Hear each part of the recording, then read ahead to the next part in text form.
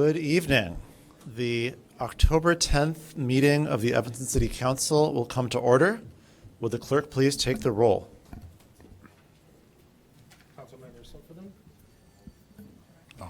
Councilmember Sufferton? Councilmember Ravel? Here. Councilmember Reed? Councilmember Heracariz? Here. Councilmember Kelly? Here. Councilmember Harris? Here. Councilmember Nguyen?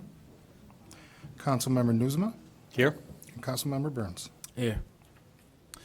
We have a quorum present and are prepared to do our work. First item on the agenda is my public announcements and proclamations. I have just a very quick item. Wanted to acknowledge that today is Indigenous Peoples Day, a day which is actually not at this time a holiday in the state of Illinois, but has been recognized not only by our president, by a number of states. And I think it's an important movement to recognize very significant, frankly, very ugly piece of our history that doesn't get the inclusion and serious discussion in a lot of our discourse and education and so forth that it ought to, especially until recently. So I did not want today to pass without acknowledging that and pledging on behalf of the city to continue to think more seriously and deeply about how to properly commemorate that community and acknowledge the history that is embedded in that narrative. With that, I want to move to the next item on our agenda, one that I think we have quite a few people here to witness, which is the city manager's public announcements. Perhaps the most popular city manager announcement ever. I just want to say thank you to everyone for being here on this special historic night. I want to first start by, I saw him just a few minutes ago. I would like to honor Chief Rich Eddington for almost 12 years of service to the city of Evanston.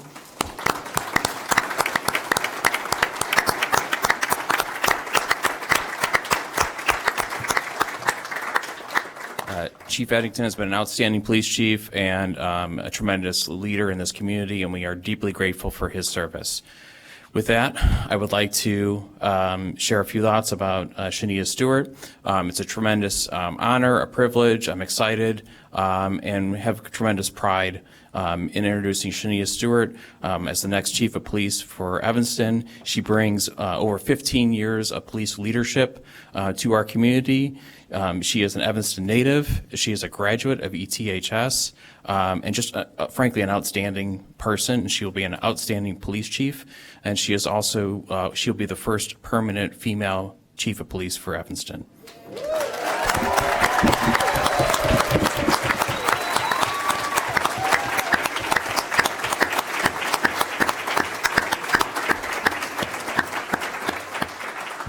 And with that, we will ask the mayor and Chief Stewart to come forward for the swearing in.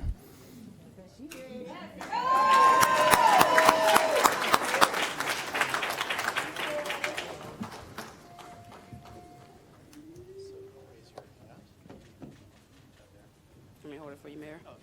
I got you.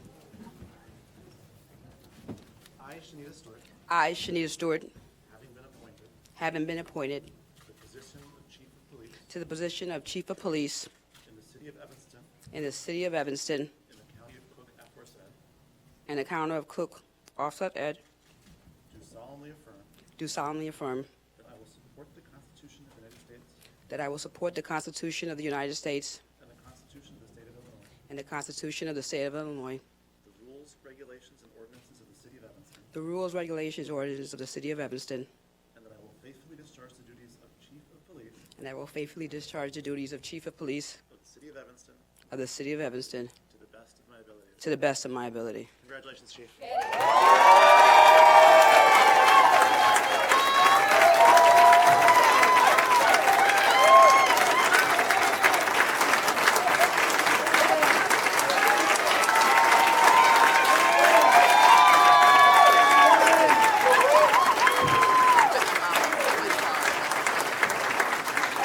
Mommy.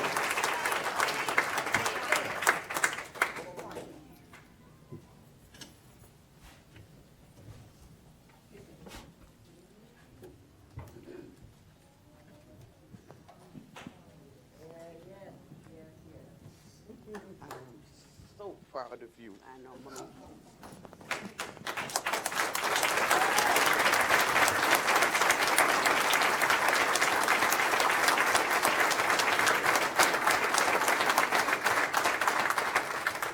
Hello. I need your eyes. There it goes. Lock in there for me. Congratulations, Chief. That's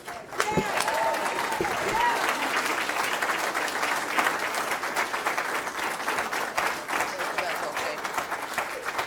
All right, Mama? Yes, gladly. Good evening. With great pride and gratitude to the residents of the great city of Evanston, I accept this opportunity of a lifetime to be the chief of police. This is a home that raised me from birth through high school. You have held my hand. I am forever grateful to each of you and this wonderful city that I am proud tonight to call my home. To Mayor Daniel Biss, City Manager Luke Stowe, Evanston City Council members, the community in each of our wards, I thank you. To my wonderful family and friends here tonight who have always supported me, thank you. To my mentors, I could not be here tonight without your love and guidance. To all my law enforcement friends from various cities, villages, towns here to support me tonight, thank you. Evanston Police Department personnel, I will serve you to the very best of my ability with distinction and honor. I want to make our great city the beacon of light it has been for generations. Again, to each of you, I say thank you for my dream job. Have a good night.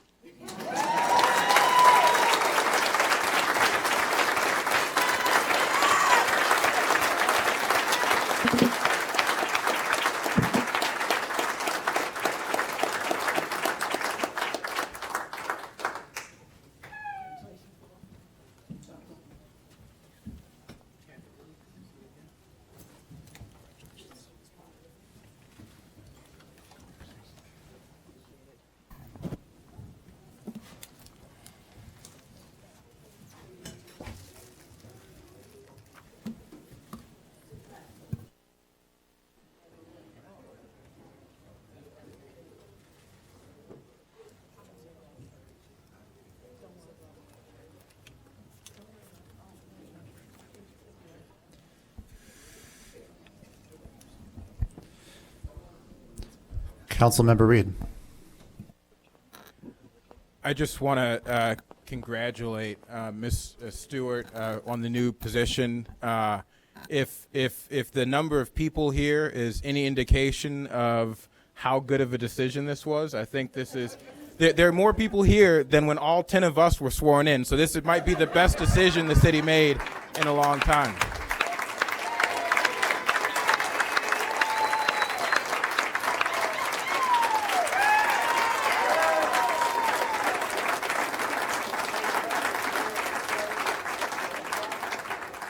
And I think that the reason there's so many folks here is the same reason that Ms. Stewart is going to make a phenomenal police chief. You know, she graduated the same year my mom graduated from ETHS, and so there's. I say that as the youngest council member here, so I'm not saying I'm saying that. I'm saying that.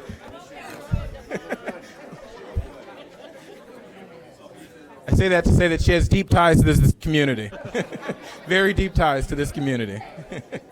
And really, thank you, Manager Stowe, for this wonderful decision. I don't think there was a moment when you were even hesitant about, once we interviewed Ms. Stewart, if she was the right fit for this community. So I appreciate your steadfast leadership, your belief in Ms. Stewart, belief in the community as a whole, and what Ms. Stewart will bring to us as our next police chief. And I'm glad to see so many familiar faces from the police department here. You know, I think the police department is just as excited about this. I know there's been some turbulence over the last few years for a whole host of factors. I may be one of those factors. But I really think that, you know, seeing the support of the department with Ms. Stewart, I think she's going to be not only a great leader for our community, but for the men and women that don the uniform every day and go out and serve our community. So thank you to the police department.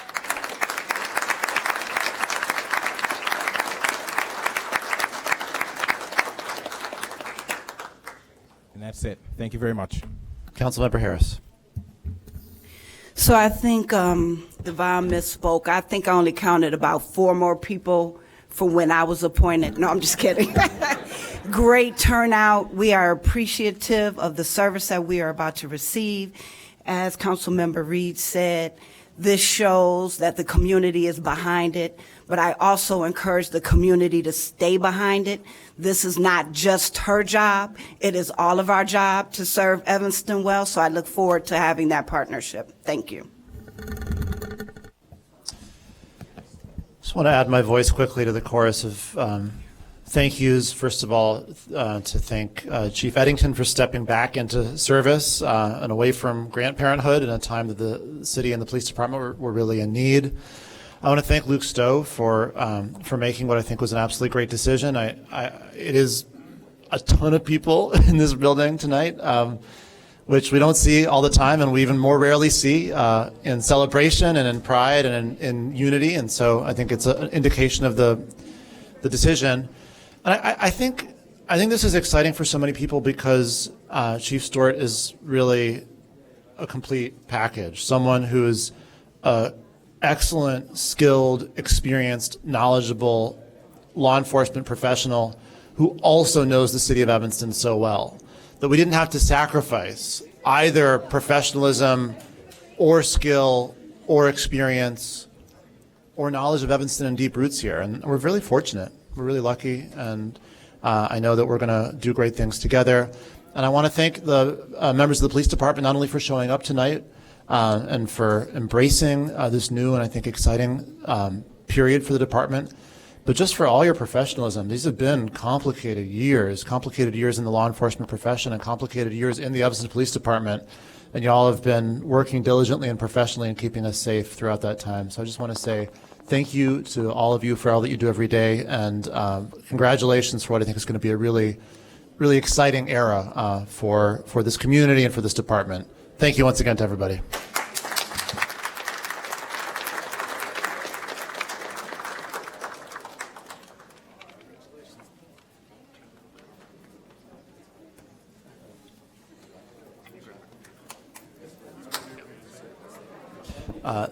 The next item on the agenda is public comment. We're going to allow those who were not excited about the rest of the meeting to recess, and we'll just to leave. So we'll take a brief recess and reconvene in a moment when folks who are on their way out have had time to depart. How long is that recess? 5 minutes? The recess will be to the call of the chair, hopefully for just a minute or two, but it'll depend a little bit upon the efficiency of the clearing of the chamber.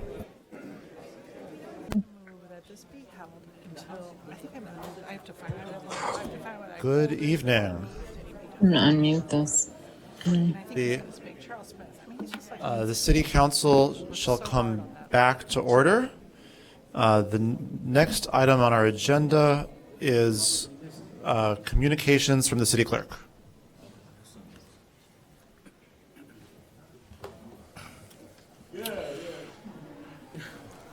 Okay.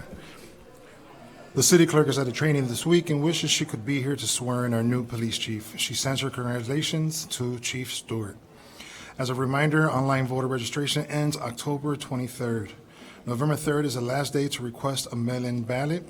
Early voting at the Civic Center begins October 24th and runs through November 7th. Early voting at various courses began October 12th. You can find those hours on the Cook County Clerk's Office website. November 8th is Election Day. We will also have an overview on how to file for the special election on Tuesday, October 18th at 7 p.m. We will release a flyer very shortly. The session will also be recorded for the public. That is all. Thank you. The next item on our agenda is public comment. This evening there are a few more than 15 people signed up to speak, so everyone's going to get 2 minutes and 40 seconds.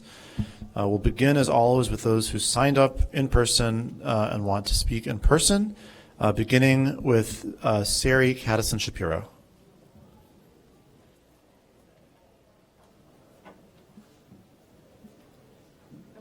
talk about the dog beach. I started working on this last spring, because the reason we didn't have a dog beach was because the water levels were really high. And now they're 28 inches below what they were in 2020. And the beach is back. And people have been taking pictures of it. Oh, thanks. And it looks beautiful, Anyway, I know there's at least 3 aldermen that I've spoken with who are in favor of having our dog beach back. But I guess it was, the easiest thing was to not do anything about it. And then, and I heard that there were hundreds of requests from it, and we're having a little meeting about it Saturday, and everybody's welcome to come down there. And the other part of this is that I guess we made a lot of noise about wanting a dog beach, and there was a questionnaire online that was 8 pages long. I just found it, but it was from 2021, about a new dog park. And we, for those people who don't have a dog, there's a 3-acre dog park that was gifted to Evanston and to Skokie, right outside of Sam's Club by the canal there.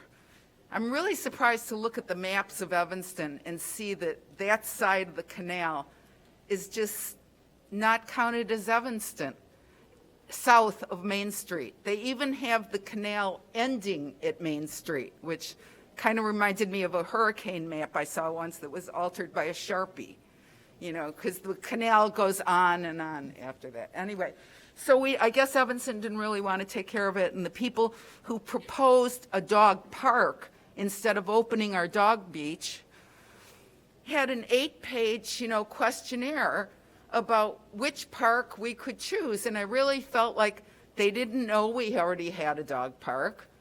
And no one had been down there because the city engineer said, well, we'd have to see about fencing. And it's been fenced off so that no one can go there. And even the little beach that's between the pier and the boat launch is kind of being policed 15 seconds. so that no one can go there even off-season. My dog walker, I asked if he could take my dog swimming because he loves to swim, and it's off-season and people aren't going to the beach. And he said, no, he can't risk getting a $175 ticket. And I wondered, I'm pretty Time. sure there's no ordinance that says you can't walk a dog on the beach or let him swim when it's off-season. So that's all. Thank you. Thank you very much. The next speaker is Charles Smith.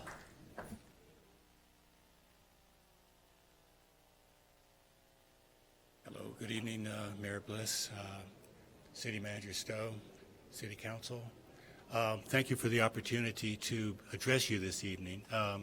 My name is Charles Smith. I'm the president of Jens Jensen Gardens in Evanston. We're a nonprofit organization that's been engaged in refurbishing the Jens Jensen landscape that surrounds the Harley Clark mansion. The landscape was, of course, built at the same time as the mansion by Jens Jensen, who is a very famous landscape architect, with some very famous stonework that was done by Alfred Caldwell. And it's our intention to preserve it for this community and for many communities. The issue I have right now is that we are in the process of looking at the lease with the Artist Book House that granted them the property outside the house. There are some issues that were unresolved with the original lease, and recently we've been engaged in conversations with the city and with Book House that may result in some additional alterations to the lease. And so what I'm asking is for the City Council to table any action regarding the Book House lease until these issues, they're not really issues, but these things have been addressed, that the clarifications have been made.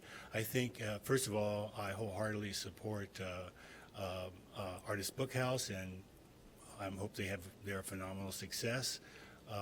They've been very cooperative and supportive of our efforts, as has the city of Evanston.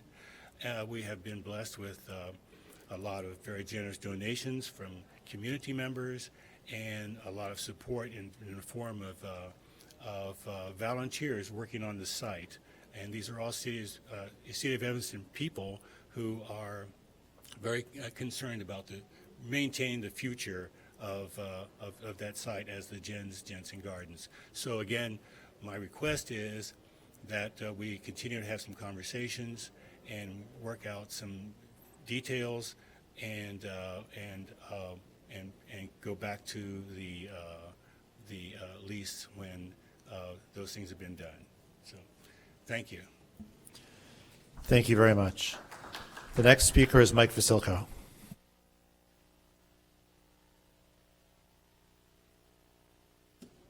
Thank you.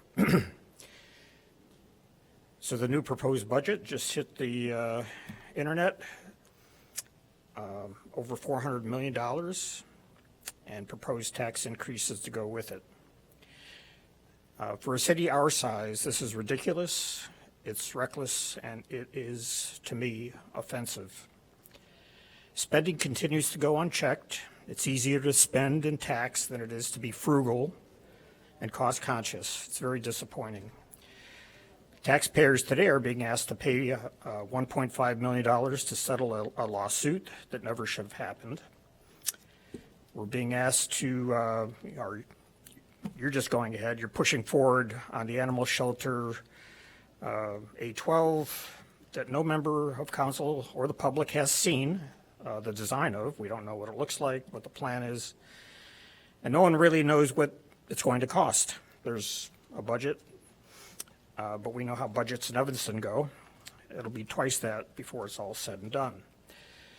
We're also being asked to pay $750,000 for a change order that in the previous meeting was explained as a mistake. So, but we pay for that. And that's on top of other change orders for that 30-inch main, water main that added $2 million to a $10 million contract, making it nearly $12 million. Worst of all, there's no separate public meeting scheduled in the list of meetings I saw online. So citizens have an opportunity to debate and argue against this extraordinarily inflated budget. You are all very nice people, but none of you seem to appreciate that every dollar you spend causes financial pain for Evanston citizens. You can't keep spending your way out of a bigger and bigger hole. Thank you very much. Thank you very much. The next speaker is Audrey Niffenegger.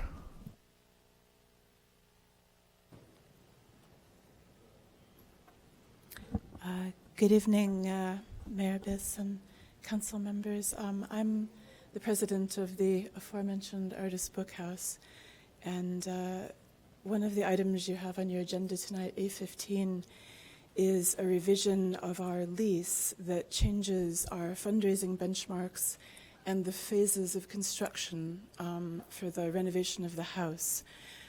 We were asked to create these revisions by city staff, and I spent the summer doing this with our project manager and architect. We think that this is a realistic and useful lease revision. I'm asking you not to postpone it or link it to anything else, but to just please vote on it tonight and let us have our lease revised so we can go forward. It doesn't perform the magic of actually allowing us to magically raise money from the money ferry, but it gives us a tighter connection to the reality of our fundraising so that nobody can come back and say, you didn't do what you said you would in the lease. It's essentially you all agreeing to put in our lease language that we can actually accomplish.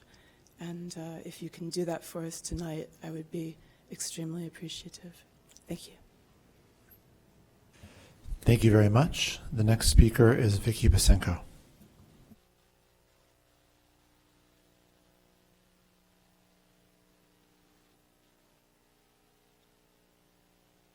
Good evening, Mayor Biss and council members.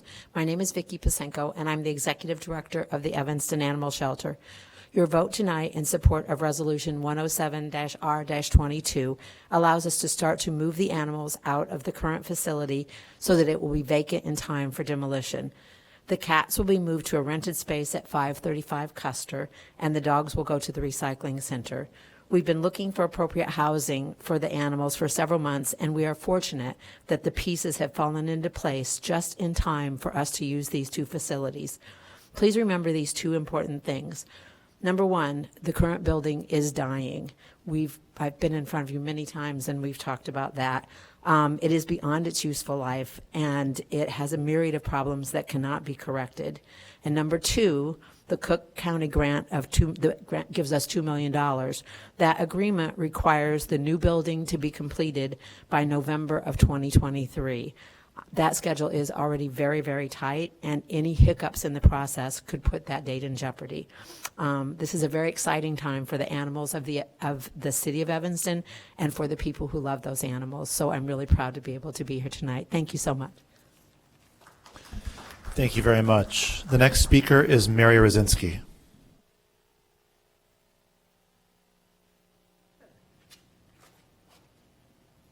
Good evening and hello everyone. I've got a couple things to speak on.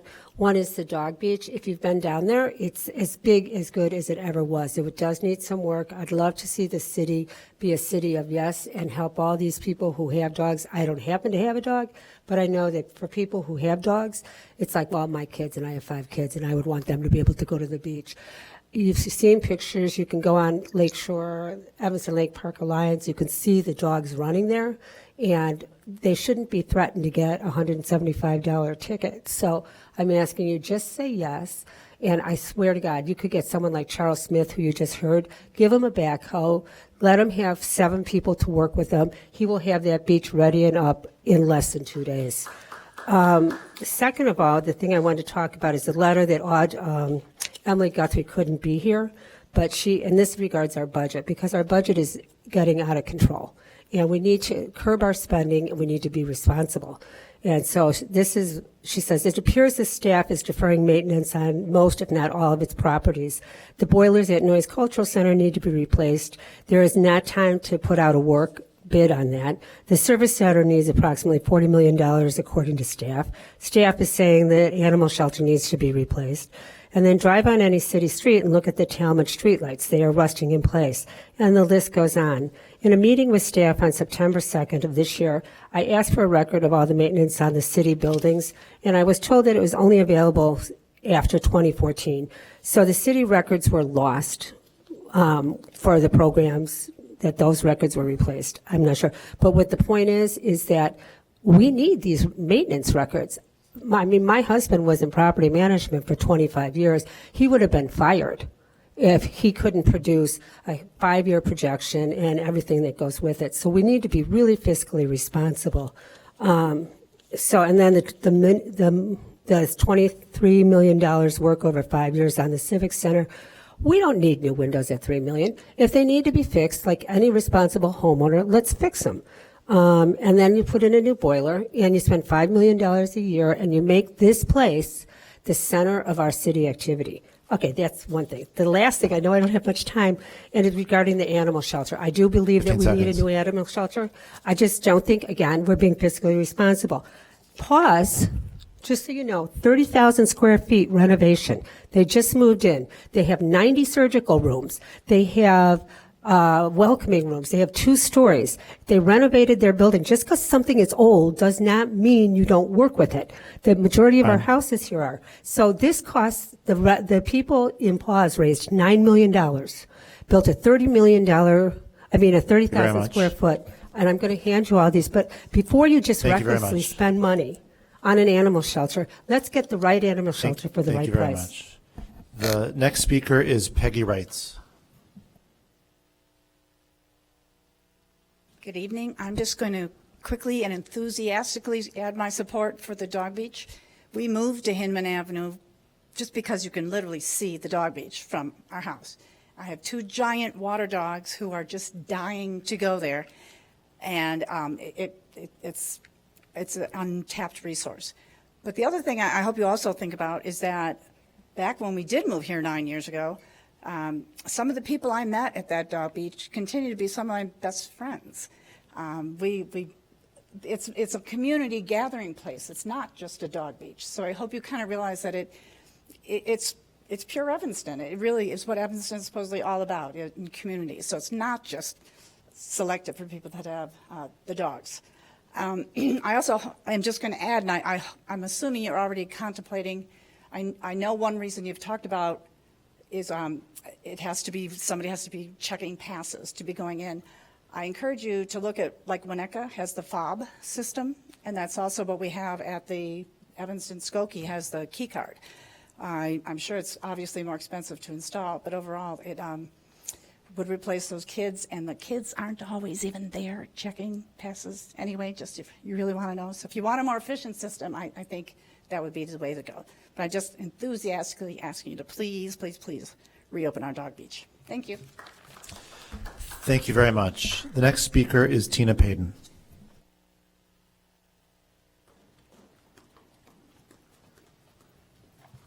Hi, good evening. This month is Breast Cancer Awareness Month for all the women and men too. Men get breast cancer also. Please get screened. And women with dense breasts, please force your provider to give you an ultrasound. They didn't give me that because the people in Congress say it's not necessary or mandatory, but now I have stage 4 breast cancer, even though I've had 6 mammograms straight with a negative result. Please vote for women or for candidates that support women's choices and our health care.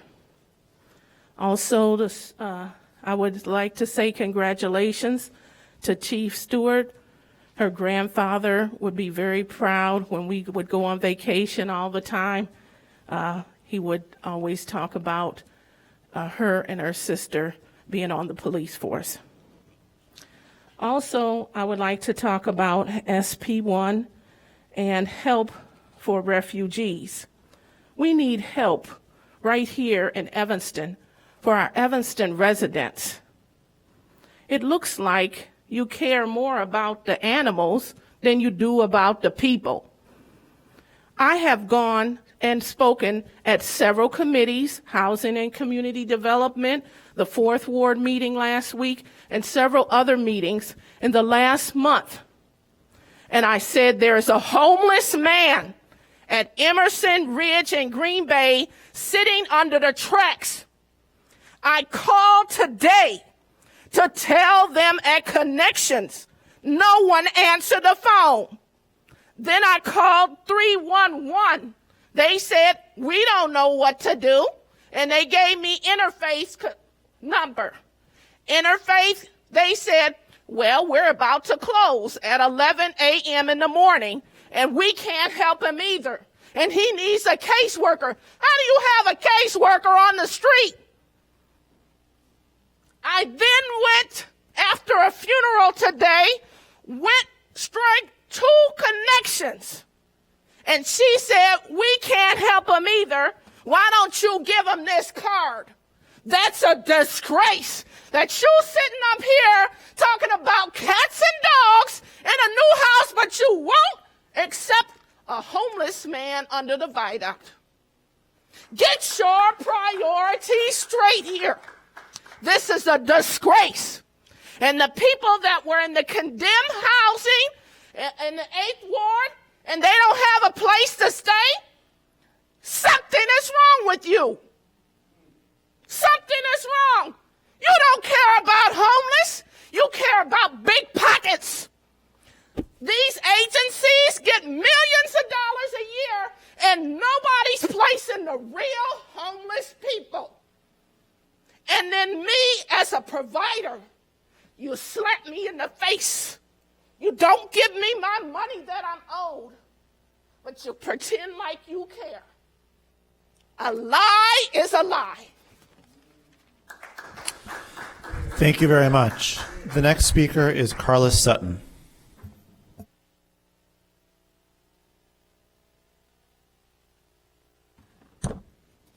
Good evening. I'll be brief. I just want to support Tina in her concerns, but also I want to request this evening that you also support Charles Smith's proposal.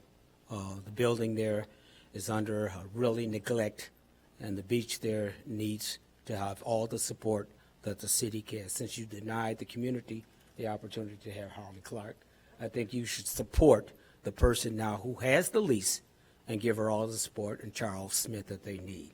Secondly, I'm asking you this evening to oppose Resolution 110R22 and Ordinance 79022 for the following reasons. 1808 Hoveland should be an incident where stakeholders in the community can have a say in what happens in their community. And as I mentioned earlier, Evanston does not have a very positive record of being developers or keeping their word for affordable housing and providing units for people who really need it. Secondly, I'm not opposed to people who have records moving into any unit that I have, but I am opposed to when one moves in on parole and is terrorizing our entire neighborhood, threatening the neighbors, just throwing garbage out the window, and no one can seem, I've called the landlord 4 or 5 times, either you evict this woman who's crazy or you find another place for her to stay. The amount of taxes that I pay, I should not be threatened in my own community by someone on parole. Landlords do not have a say-so in this. I want people to have a place to stay, but you're going to have to come up with some better screening processes. Thank you very much. The next speaker is Brenda Greer.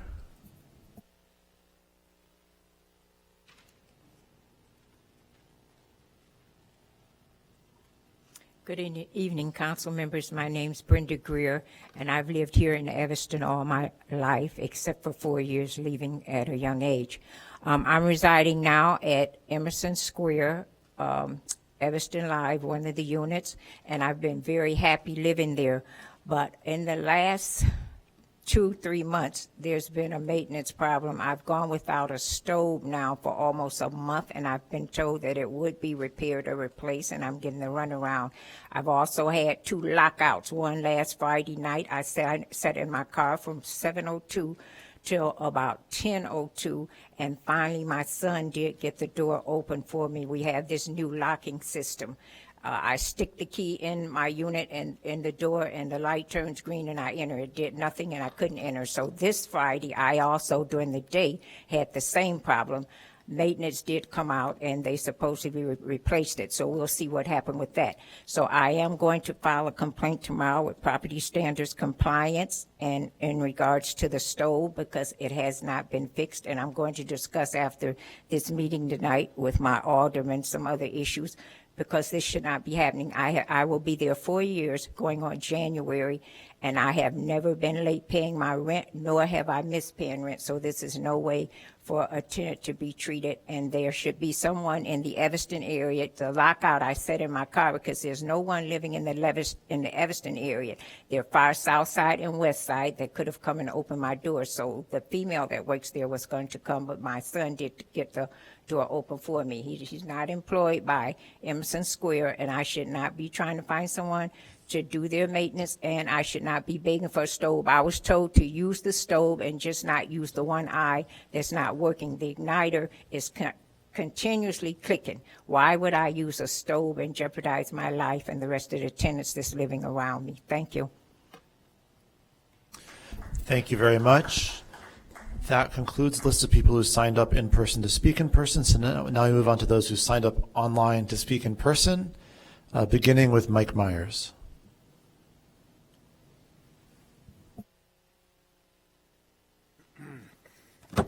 I agree, take care of the people first, but the dogs and the people they're important too. They are a community, and the beach is back, and it's beautiful. Here's the beach. And we like it back, and we like it back as soon as possible. We will help clean it up. We will help police it. Whatever you need, there's a community of people here who want to be back at the beach. Come to the Bark-In on Saturday and meet them all. Thank you very much. Thank you very much. The next speaker is Tricia Conley.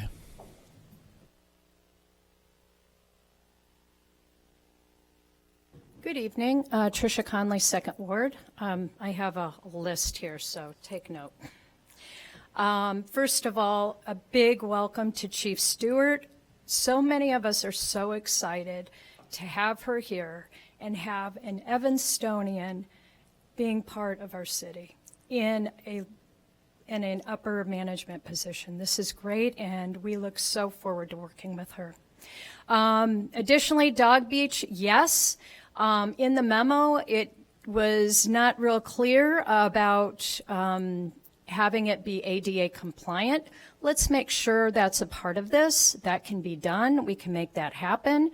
And also make sure that there is a measure in there for people's ability to pay, because we want this space to be access to everyone who has a dog. And it should be that way. That would be equitable. And some of us are willing to put in extra or do what we need to do to make that happen. A12, the animal shelter. From my reading, and there was a lot of reading, so I may have missed the boat here, but they're getting $2 million from Cook County to create a new animal shelter. That $2 million isn't free. There are certain things that have to be put in for that $2 million. That's fine, but the real question is, what do we do as a city to plan accordingly and be fiscally responsible with what we feel we can put forward for this new animal shelter? You know, have we checked all the boxes here? What if we did simply, look at a reconstruction addition to the existing building? I know people are naysayers on that, but it's been done elsewhere. A15, sadly, there's been little specifics shared on exactly what kind of community outreach has occurred, how many people in Evanston have interacted with ABT. We were told there was a successful book sale. However, we weren't told how much money was raised. What is success on that? In addition, there was a discussion that a fundraiser was just hired. This seems a little late in the game for that. I get it. There was a pandemic. But, a lot of people had to pivot. Nonprofits had to pivot. 15 what seconds. could be done on that? I'm a little concerned. And also something unsaid is, how is the Jensen Gardens part of the overall plan here? There has been silence. P1, 2nd Ward, we're talking about having more variety of restaurants in the area. That's great. But we have 2 restaurants right now, Ted's Diner, that has not reopened for sit-down. They're only doing takeout. They're a legacy restaurant. What do we need to do to help them? And there's a Thank new you very Mexican much. restaurant that is not open yet, and they've been working on it for a year and a half at least. And what is the plan for that? That needs to be integrated Thank you with very this much. idea of other restaurants. Last thing, Mayor Biss, this involves you. Commission on Aging. I applied over 6 months ago. There is something about adding in the ordinance people living with disabilities. That is great. Thank you for that. But what's happening with this committee? We need to know now what's going on. Thank you. Thank you very much. The next speaker will be Kathy Barrett. So now we move to speakers who signed up online to speak online, beginning with Kathy Barrett, who will be followed by Darlene Cannon and then Priscilla Giles. Is Kathy Barrett in the Zoom?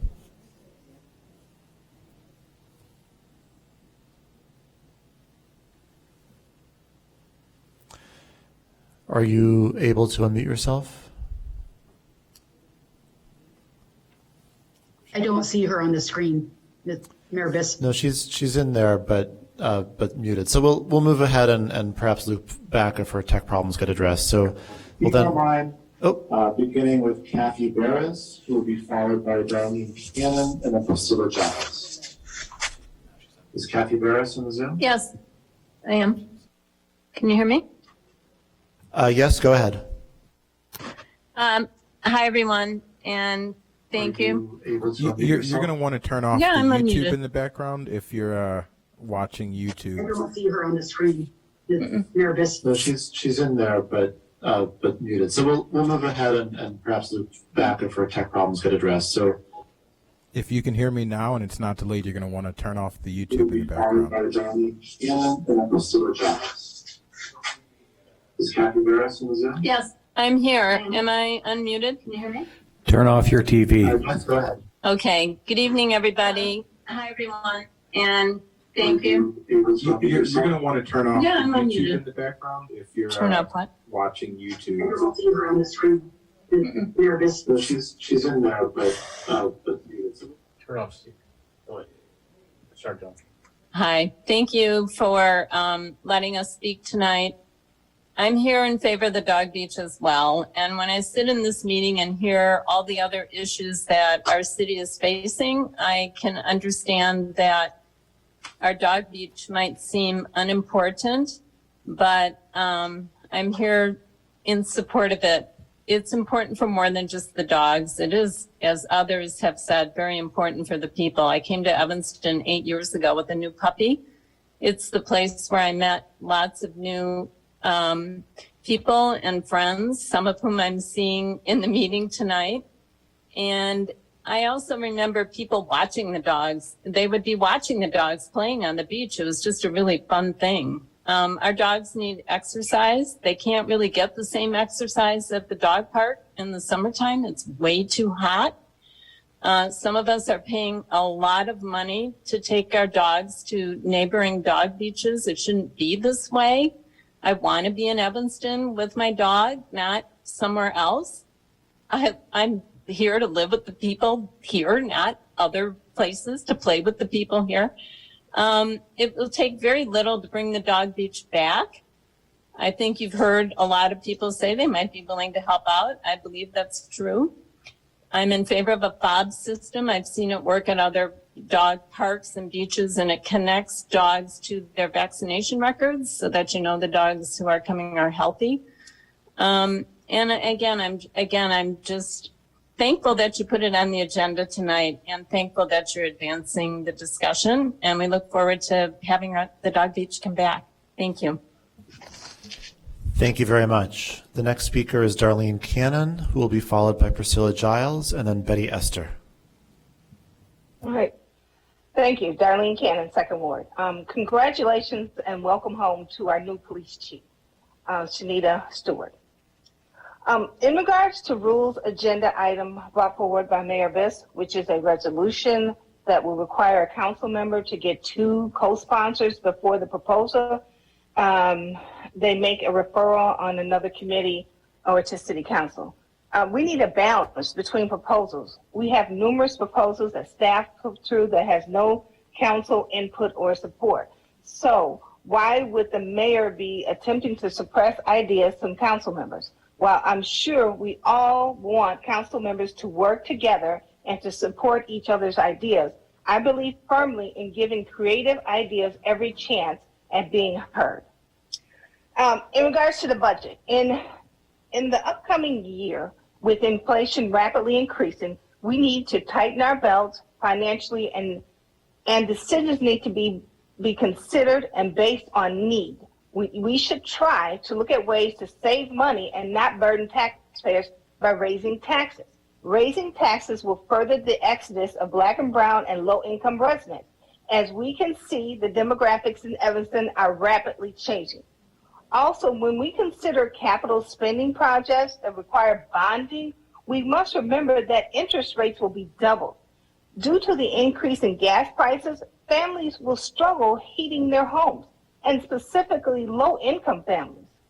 We also must take into consideration that when we hire upper management, we need folks that live here in town and that are as invested in the community as our residents are, and that understand the long-term impact that their spending has on the residents, specifically Black and brown and low-income residents.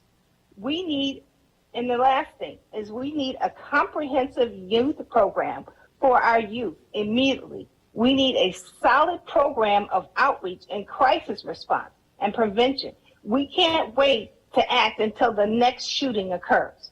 We need to right an injustice. We need someone with expertise. We need Kevin Brown back to lead this comprehensive plan. Thank you. Thank you very much. The next speaker is Priscilla Giles, who will be followed by Betty Esther and then Kristen Huzar. Thank you. Every year fall comes, and with it the cold winter. This happens year after year, and though I'm not going to read ancient newspapers from the past, the articles from the October 10th meeting tonight has the same problems as those before. Why aren't we using city funds, some funds that are going for things that are not necessary, not absolute necessary? Why aren't we using those funds for having permanent housing for the poor and underemployed, many of whom are former Evanston residents, causing this homelessness? Thank you. Thank you very much. The next speaker is Betty Esther, who will be followed by Kristen Huzar and then Matt Agnew. Excuse me. Good evening. And offer my congratulations to our new chief, Chief Stewart, and welcome aboard. I sent several emails to the APW, and I think I sent an email to the P&D committee people. And it is addressing things that they brought up, that they talked about, that they said that they was going to talk to the community with. And one of them has to do with the chief. And that is the LEAP program that they hope will be inputted in everything. When we was doing the reimagining work groups, we talked about the program they had in Minnesota, that we should look at theirs and take in and implement their program, and we had talked to them.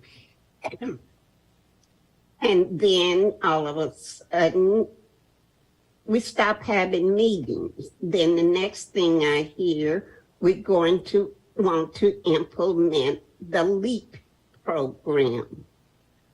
I don't think we need to be doing that, because you promise us, the citizens, that you would sit down and talk with them so that they can understand what is happening.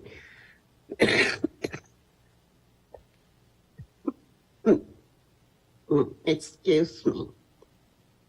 The program that Lee talked about with Eugene, Oregon, do you know the background, how they got that program in place? They talked with their residents about that program for 3 months in working it out and getting it right to put it in place to work.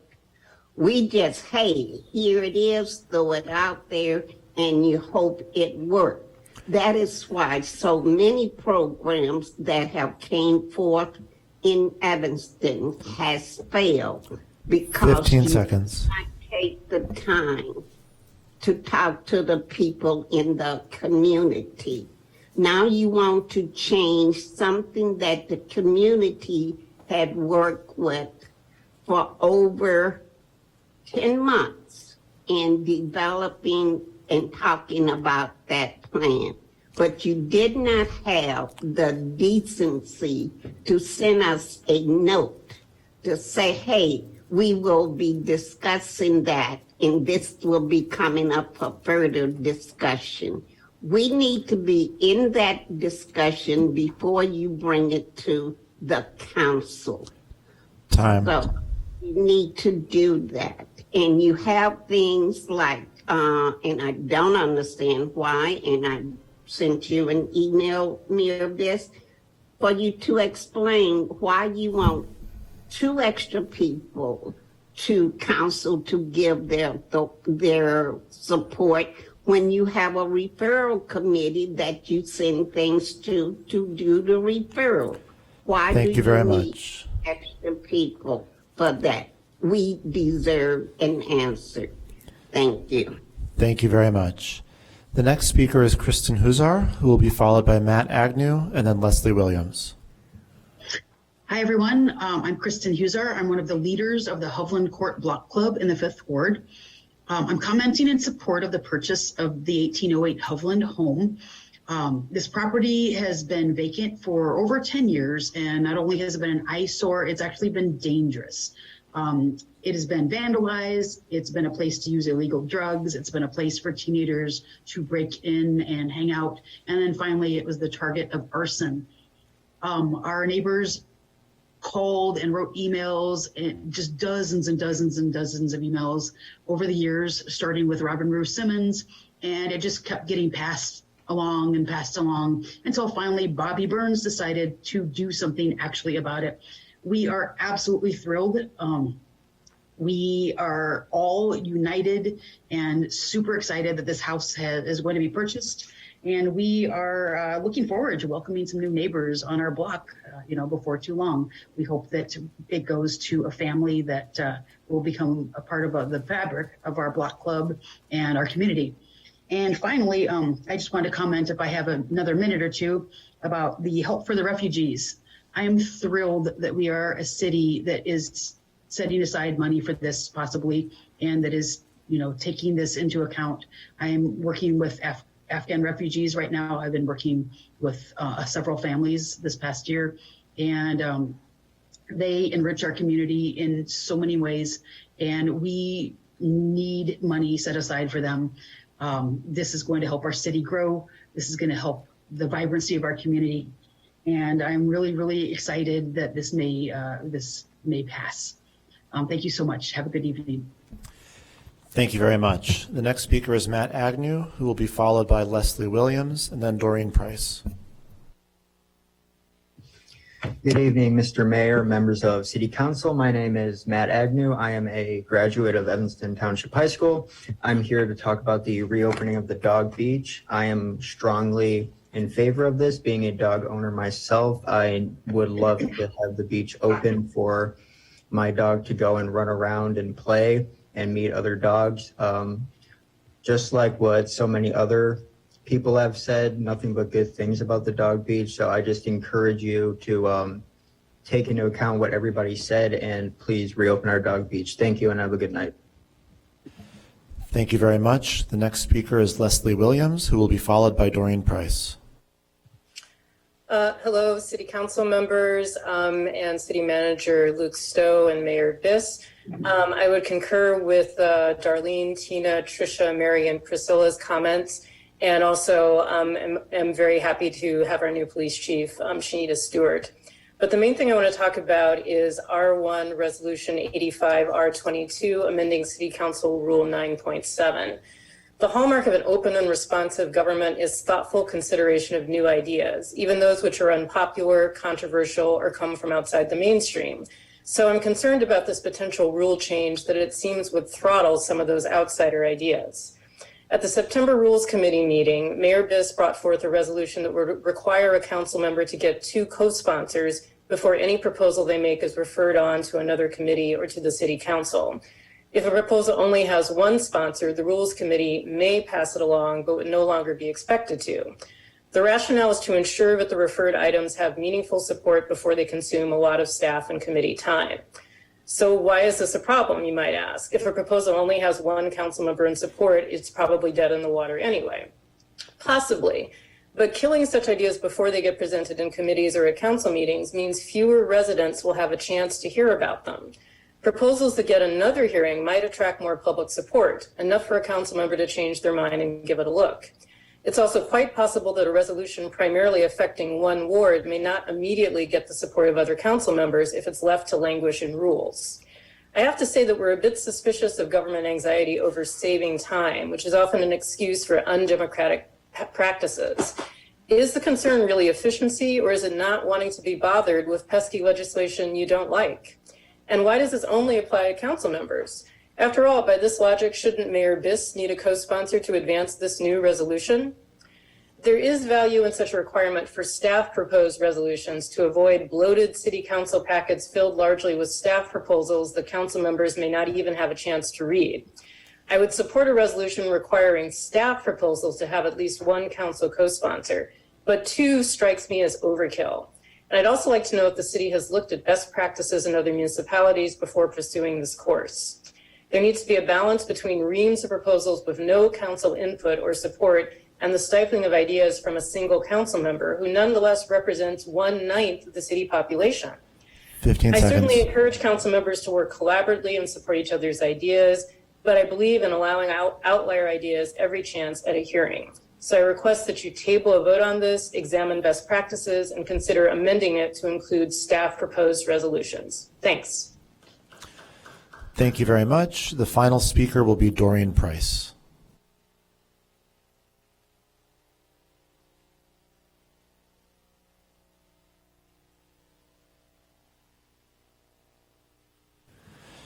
Ms. Price, can you hear me?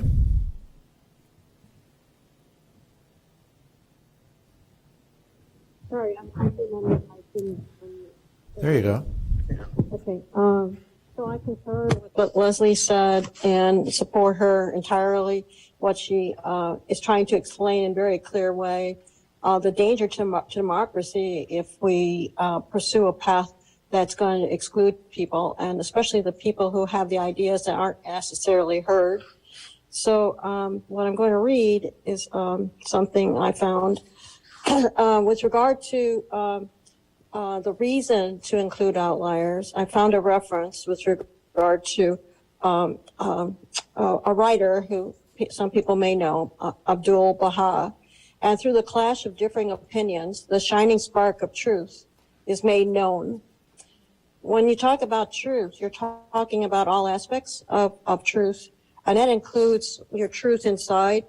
Sometimes decisions are made either for political reasons or for other reasons or to expedite things or whatever. But when you look at truth, you're considering the moral parts of it. You're considering ethical parts of it. You're considering the truth behind that you understand, and the truth you understand helps others express their truth as they understand it. And so the so-called clash turns out to be a synergistic process of building up on ideas for the better ideas. So quality and respectful time builds community and trust, inspiring more. How better to do that than to have a committee that reflects that? And you've heard Betty Esther and others talk about more community input as well, and Priscilla. Please protect and nourish seemingly outlier ideas that spark a truth that inspires and elevates better discussions and unifying outcomes. Thank you. Thank you. Thank you very much. That concludes public comment for this evening. We move on to special orders of business, beginning with SP1. Excuse me, I'm here too. Catherine Bellamy, Sweet Aussie. Did you sign up to speak? I did. Oh, I see. Okay, well, go ahead. You have 2 minutes and 40 seconds. Okay, I'm unmuted, yes. Hi, my name is Dr. Catherine Bellamy. Sweet Aussie is my cat's name, so I apologize for that. It looks kind of strange. I have worked as a veterinarian for over 20 years in Evanston.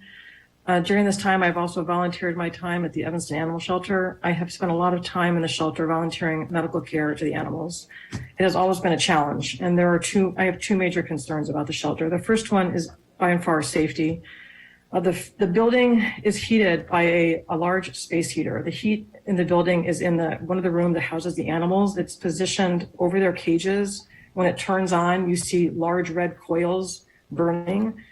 There was no sprinkler system in the building, so it's a huge fire hazard to both humans and animals. And I find it hard to believe that it's still functioning like that.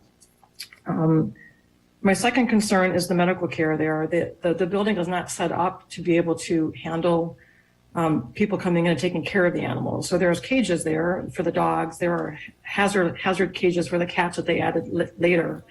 But when veterinarians come in to take care of the animals, because you need veterinary care at a shelter, I was working for the 15 years that I've been there on and off in a bathroom. It was about a 4x8 space. We couldn't even restrain the animals properly, so that was unsafe to the people that work with the animals. It's unsafe for the animals, excuse me, and you couldn't even take, excuse me, proper care of them because of that. There is no other space in the building. I heard somebody talk about how this shelter is very large and equipped with all these rooms, but there are no other spaces. Like that was the only confined space we had in that entire building to do type of medical care. So I just feel that taking care of the pets it's a basic sign of humanity, and we need to give those animals better quality of care and a better building because, I mean, animals and people in Evanston have a very deep, meaningful bond. I see it every day at work, and it's our responsibility to be the stewards of these pets and to make sure they are safely and humanely cared for. Thank you. Thank you very much. That now does conclude our public comment for the evening. We move on to special orders of business, beginning with SP1. Would someone care to make a motion on SP1? Yes, I move item SP1, resolution 111R22, authorizing the creation of a refugee resettlement fund for refugees and migrants in the amount of $50,000. Second. Councilmember Reed moves passage of resolution 111-R-22. Councilmember Newsma seconds. Is there any discussion? Councilmember Reed. Yeah, I think we can move pretty quick on this one. I just want to thank, I was able to sit down with Councilmember Hedekadis and Director Ogbo, which is, there he is, he's tall, so normally he's not hidden, but today he's hidden from my view. Director Ogbo, Indira, Allison Lepsinger, got to sit down and talk about this. We currently have a community relief fund, which, as the memo explains, it does not have the same width of available use that this refugee resettlement fund would have. And so I really think this is important. This is funded through the Human Services Fund, through a surplus there. This will allow us to, as was mentioned there, we have migrants from all across the world. So we know, it's been in the news recently are the migrants from South and Central America. Those folks are certainly here in our community. In fact, I got to meet a family from Colombia at the Hispanic American Heritage Month celebration at Elks Park. And that family, as I said, migrated here from Colombia, and we're planning on moving through to Canada, but their son's passport was taken away, and so now they're stuck in our country, in our area, with a court date in Chicago in a few months, and trying to make ends meet. They're getting their kids enrolled in District 65, which is wonderful. And then, outside of that, what we kind of all know about because of the great governor from, Texas and Florida, we also have, in my ward, and I'm sure across the city, we have migrants from Africa. I know, and Bobby, I've spoken to Councilmember Burns about this, and he's identified families in his ward from the Congo and other countries that are experiencing conflict. I have families in my ward as well. And then we know what's going on. This originally came up. I was extremely personally moved, and maybe I've lost, a bit of my whatever it is. But certainly after the invasion of Ukraine in our sister city, Kiev, we know that we have an influx of migrants also from Europe now, from the Ukraine and from Russia. Not the Ukraine, from Ukraine and Russia. And so, this isn't enough money. And so I also, want to recognize that this isn't going to go a huge way, but it will be meaningful to a number of families that we are able to provide services to that, this fills in gaps. There's funding from other sources, but these funds can be used in a way that other funds are not traditionally used. And I'm, through our conversations with Director Ogbo and his team, Indira, with their team, I'm sure we'll be able to get the most bang for our buck here and work collaboratively with our partners at District 65, the state, and the federal government to make sure that we move these dollars as far as possible. So with that, I hope there's continued support for this. Seeing no, Councilmember Ravel. Could you just explain the difference between what can be done with the relief fund versus this new fund? Yeah. So the Community Relief Fund, and Director Ogbo, if I get anything wrong, feel free to jump in. But the Community Relief Fund is primarily limited to rental assistance. It's essentially mirroring our general assistance funds and how those can be used. But this fund is particularly for undocumented folks. And so rental assistance is pretty much almost the end of the line there, and maybe some utility assistance as well. These funds, these refugee resettlement funds, through our conversation, would be able to be used for transportation, for food, for other for clothing, for other necessities that may not be covered with other currently existing programs. This could help get, certain identification, whatever identification is available to someone who is in this predicament. So that's how it differs. And also, we also discussed changing the name of the Community Relief Fund because if I was an undocumented person and I'm looking for funds that are available for me, I don't know if I think that a fund titled the Community Relief Fund is for me, the undocumented person. So I also think the branding of this new fund helps connect it with the folks who need it most.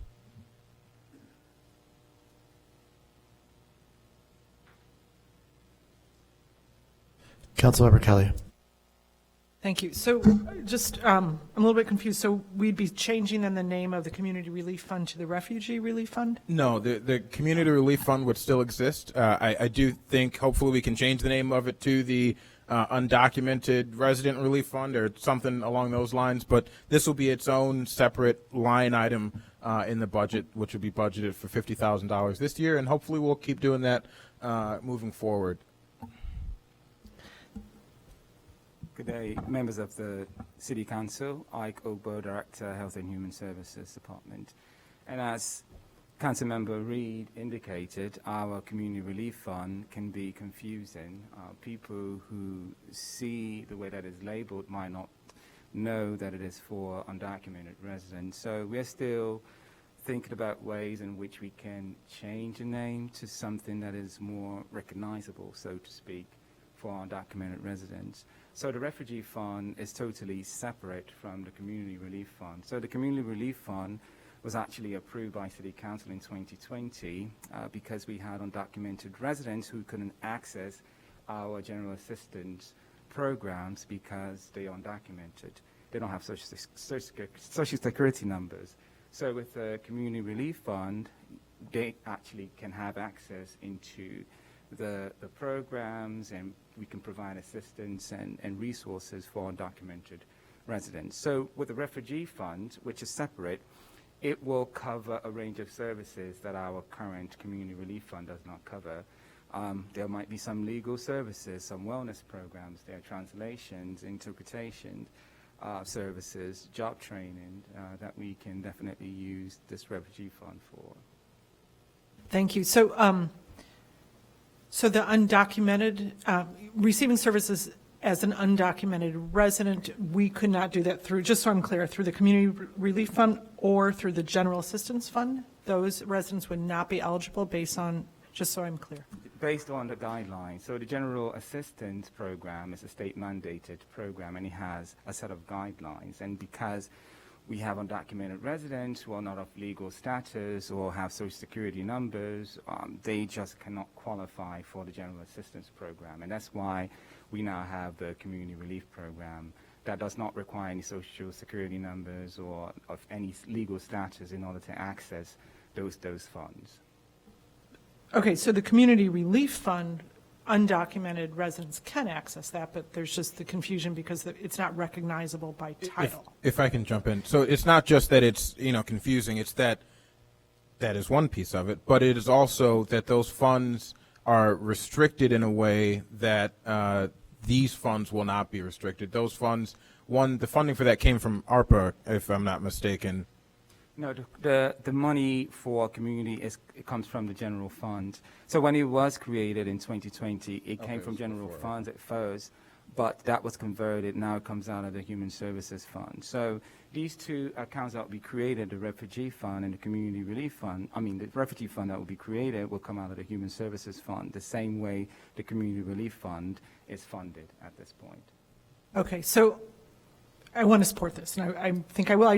So what would the Refugee Relief Fund do that the Community Relief Fund is not able to do based on the just pretty much. I know you talked about a lot of things, but I think some of those things the Community Relief Fund can do.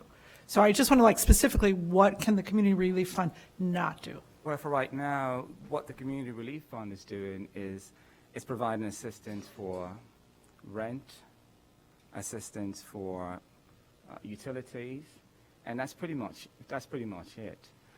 With the Refugee Fund, it will be able to cover a range of services: rent, utilities, translation services, wellness programs, transportation, public clothing, benefits, food. yes, all those things. Right, but there's nothing that precludes the Community Fund from doing any of those also, right? Just to be clear. You're right. I like the idea that we're setting aside money only for undocumented. Is that the idea? This is for refugees and for migrants.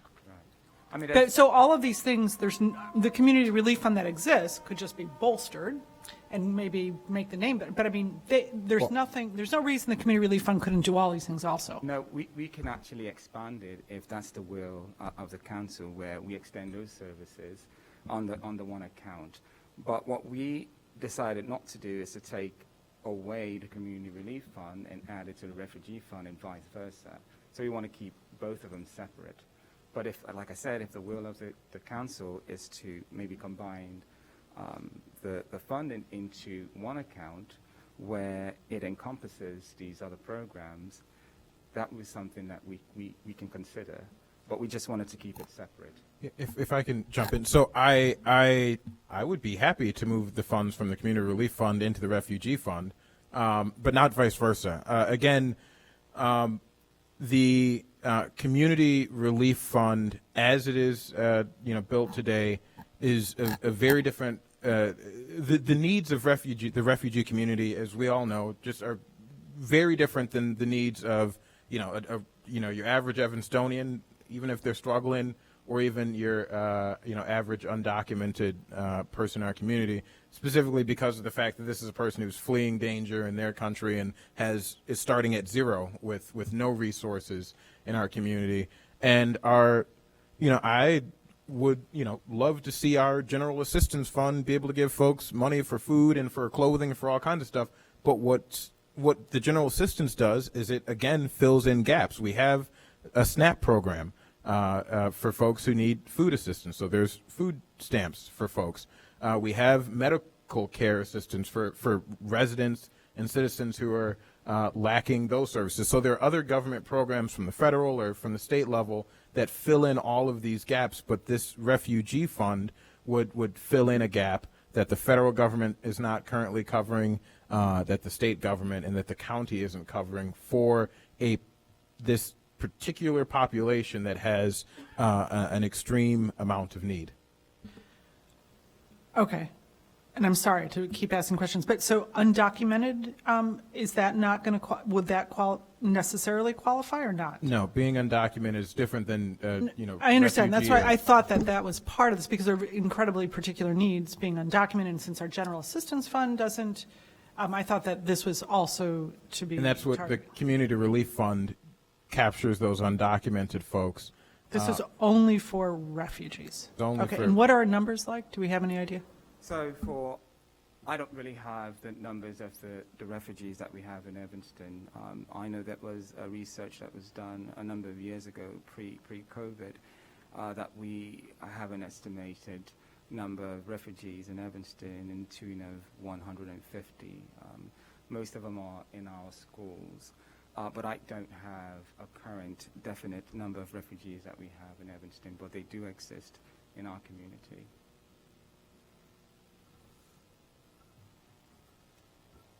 Councilmember Hadakaris. This is just a little bit of information for everyone. So I think this is just for the refugee fund. I think the confusion came about because we had a joint meeting with staff in which we also are discussing some changes to the community relief fund that are not quite ready yet.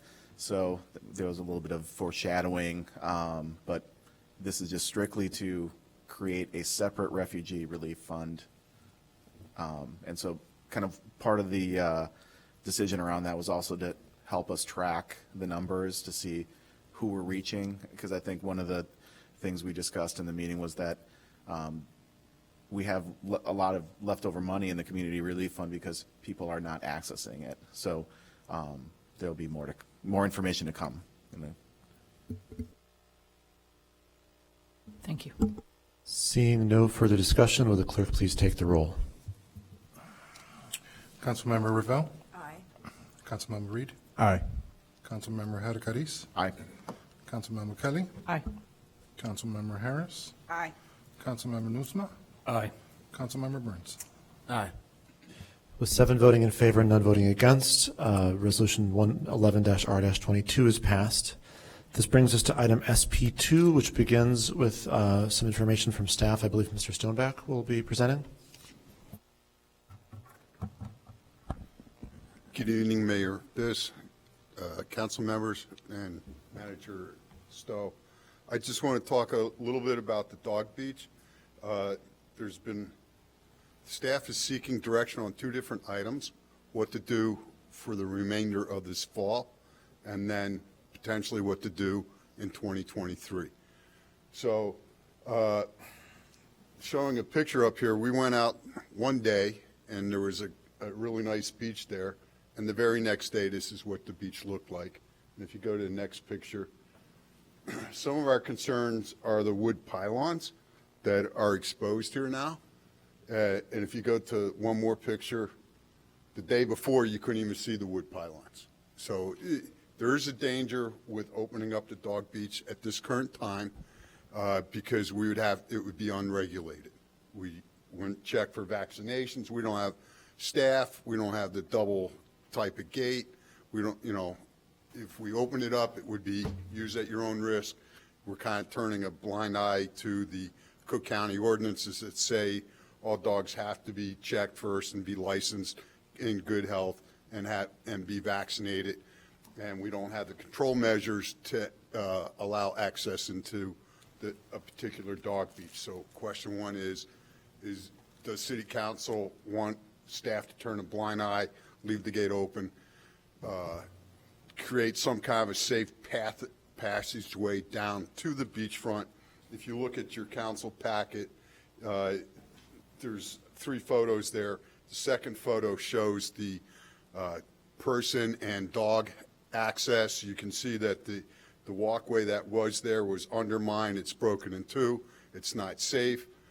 So we would have to restore that in some way to make a safe access to the point. The third picture is the erosion that took place by the maintenance gate. So right now we can't get our equipment in to comb the beach or anything like that. So that's question 1, is what to do for the remaining 6 to 8 weeks in 2022 before it would freeze up. The second question is what do you want to do for 2023? If you want, and the main question there is, do we want to have an ADA access to the beach, which staff believes is required per ADA regulations, that if you have this type of an amenity, unless you have a similar amenity somewhere else, and this would be the only dog beach, so it is staff's opinion that you would need ADA access to it. So if you provide ADA access, then we want to go back to what our current ordinance says, that you have to get a pass to be on there. To obtain the pass, we check to make sure that the dog is licensed, in good health, and has the proper vaccinations. We would give some kind of identification that they have paid to go onto the dog beach, and then we could patrol the dog beach periodically to make sure that only the proper dogs are out there. But it would take money to put in the dual gate system.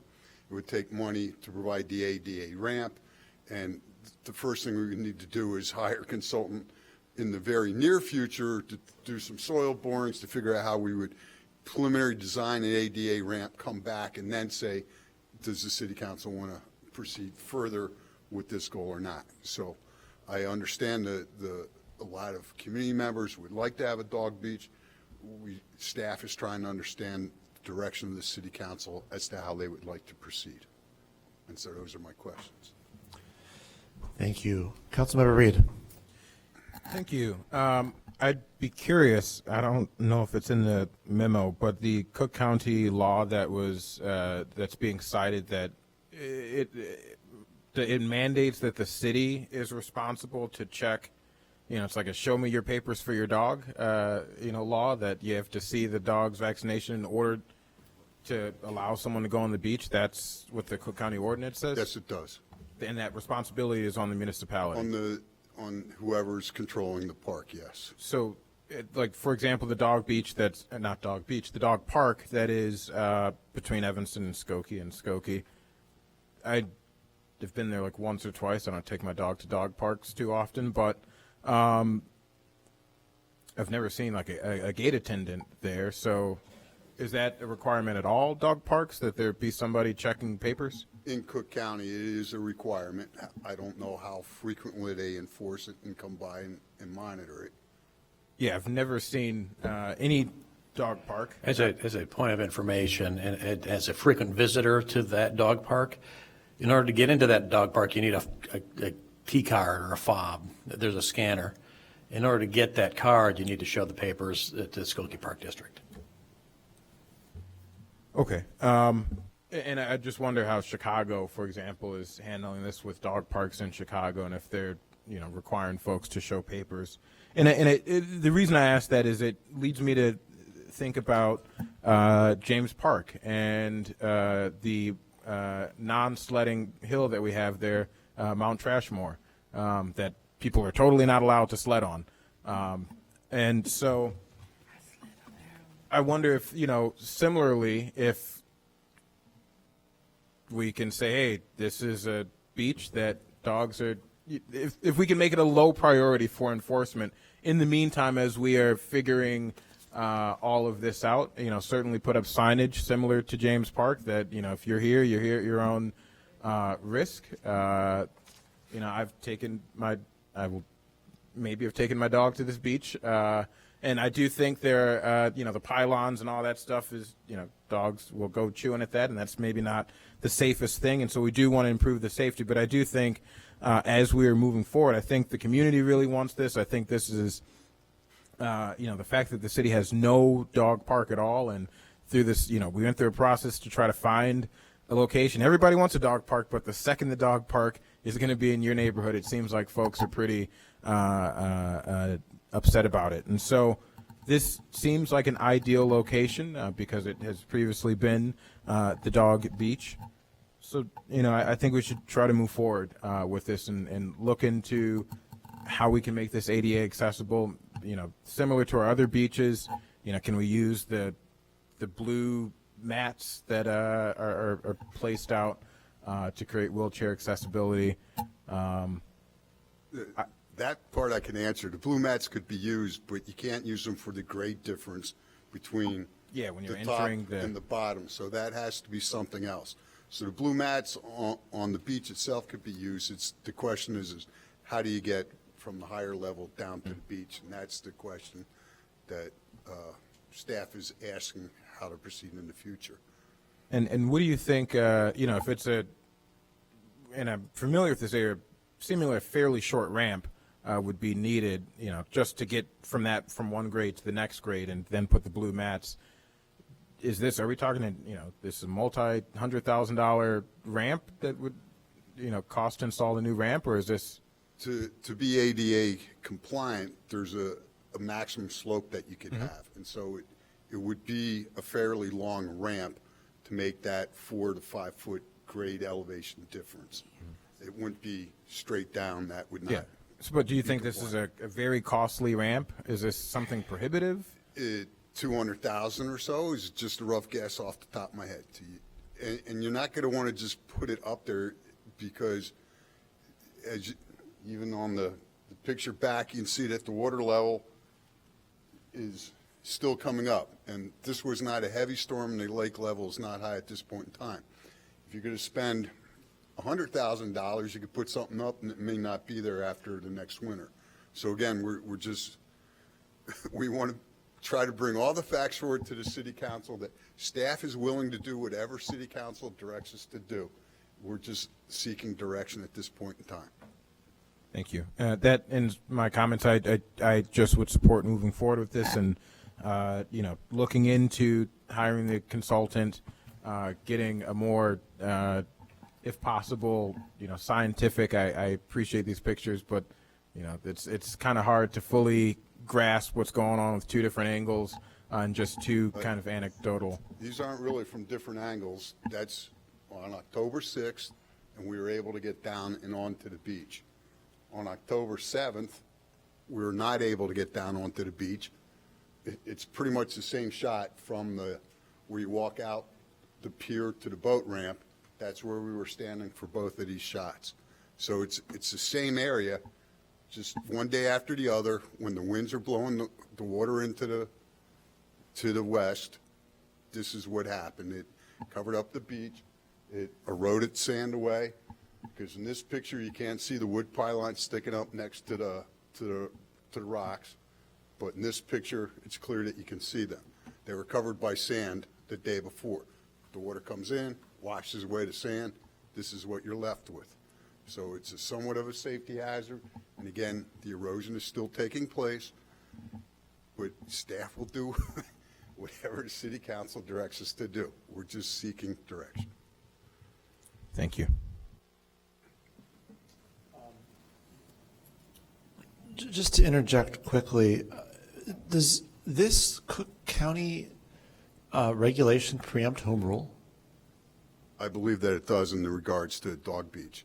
I believe that even our own city code for the Dog Beach, and I'm sorry I don't have it up, does require the vaccination and good health and current vaccinations, just to be able to get the current pass. If you read our current city code, you have to get a pass to get in there, and to get the pass, this is what is required to get that by our own city code.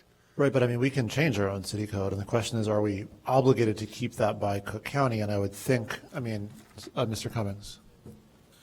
Good evening, members of City Council, Mayor Biss, City Manager Stowe, and Deputy City Manager Stoneback, Nicholas Cummings Corporation Council. When we met about this last week, I actually had looked up the regulation for this, and I wrote it down in my notebook, and I don't have it with me today. But there is a provision that requires municipalities to comply with the regulations of the administrator, which is appointed by the particular county board, and those are the regulations that Mr. Stoneback is talking about. We cannot, as a home rule municipality, we cannot do anything in conflict with that. We can do things that are more strict than that, but we cannot do anything in conflict with what the administrator promulgates for the regulation when it comes to animals. Point of information. My understanding of home rule authority is that the state sets guidelines on what, who, kind of the pecking order for home rule, and it seems like the state, from my understanding, is the only body that has the power to eliminate essentially a municipality's ability to, Well, I think Mr. Cummings is saying that this administrator is a creature of state government. Well, is that right? The state law, the Animal Control Act, creates and delegates this authority to the county and creates the office of the administrator for animal control for the county. And it says that whatever rules they come up with can't be preempted by home rule. And I wonder also, and what I was going to add there. Right, so you can sign back. You can sure. Get back in the queue. But let's move on then. So next is Councilmember Nusma, followed by Kelly. I'll add my support for a laissez-faire dog beach sooner rather than later, assuming that we're not breaking any laws by doing so. And even if that requires de-emphasizing the priority of issuing tickets to folks that might not be in compliance, I like the idea of sooner rather than later opening up the beach for dogs because it's there and the dogs can get there. seems like a no-brainer. Moving forward, have we thought about this dog beach proposition in the context of also considering the dog park that we had planned for Clark Square Park? Which is still, like, we approved that, right? But nothing has happened. I'm not sure where that is in the process. And might this be an either-or type situation, or both and, or? The dog park was not approved. That was not approved? No. Okay. And I believe Councilmember Reed indicated that correctly. Everybody's in favor of having one, but okay. Thank you not in your neighborhood. Thank you for setting the record straight on that. So I'd be in favor of looking at ways to open up a dog park more permanently, and I think we're obligated to make it ADA accessible.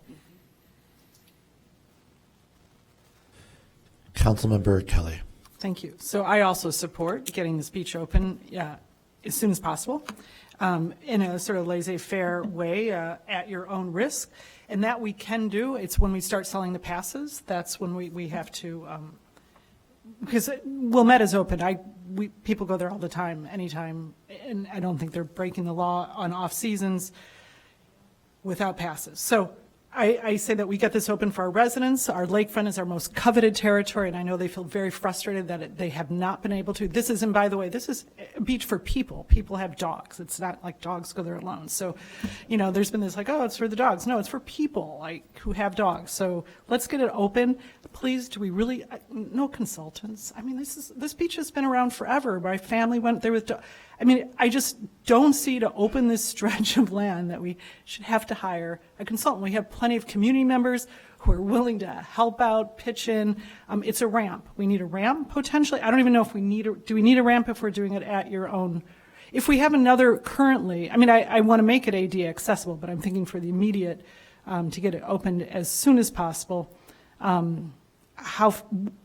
If we haven't currently another dog park that is ADA accessible, do we also have to make this one immediately ADA accessible? Don't get me wrong, I want it ADA accessible, but in terms of being able to push that forward. I also want to mention, so I would say let's get it open now. Let's bring in the community to help support. It might be about moving some of those boulders back. I think we could expand the beach. And by the way that beach looked on October 7th, there have been times, I remember when our swimming beaches where you couldn't go onto them because there was a storm and we didn't decide we wouldn't open up those beaches because one day it was, the water rose up too high.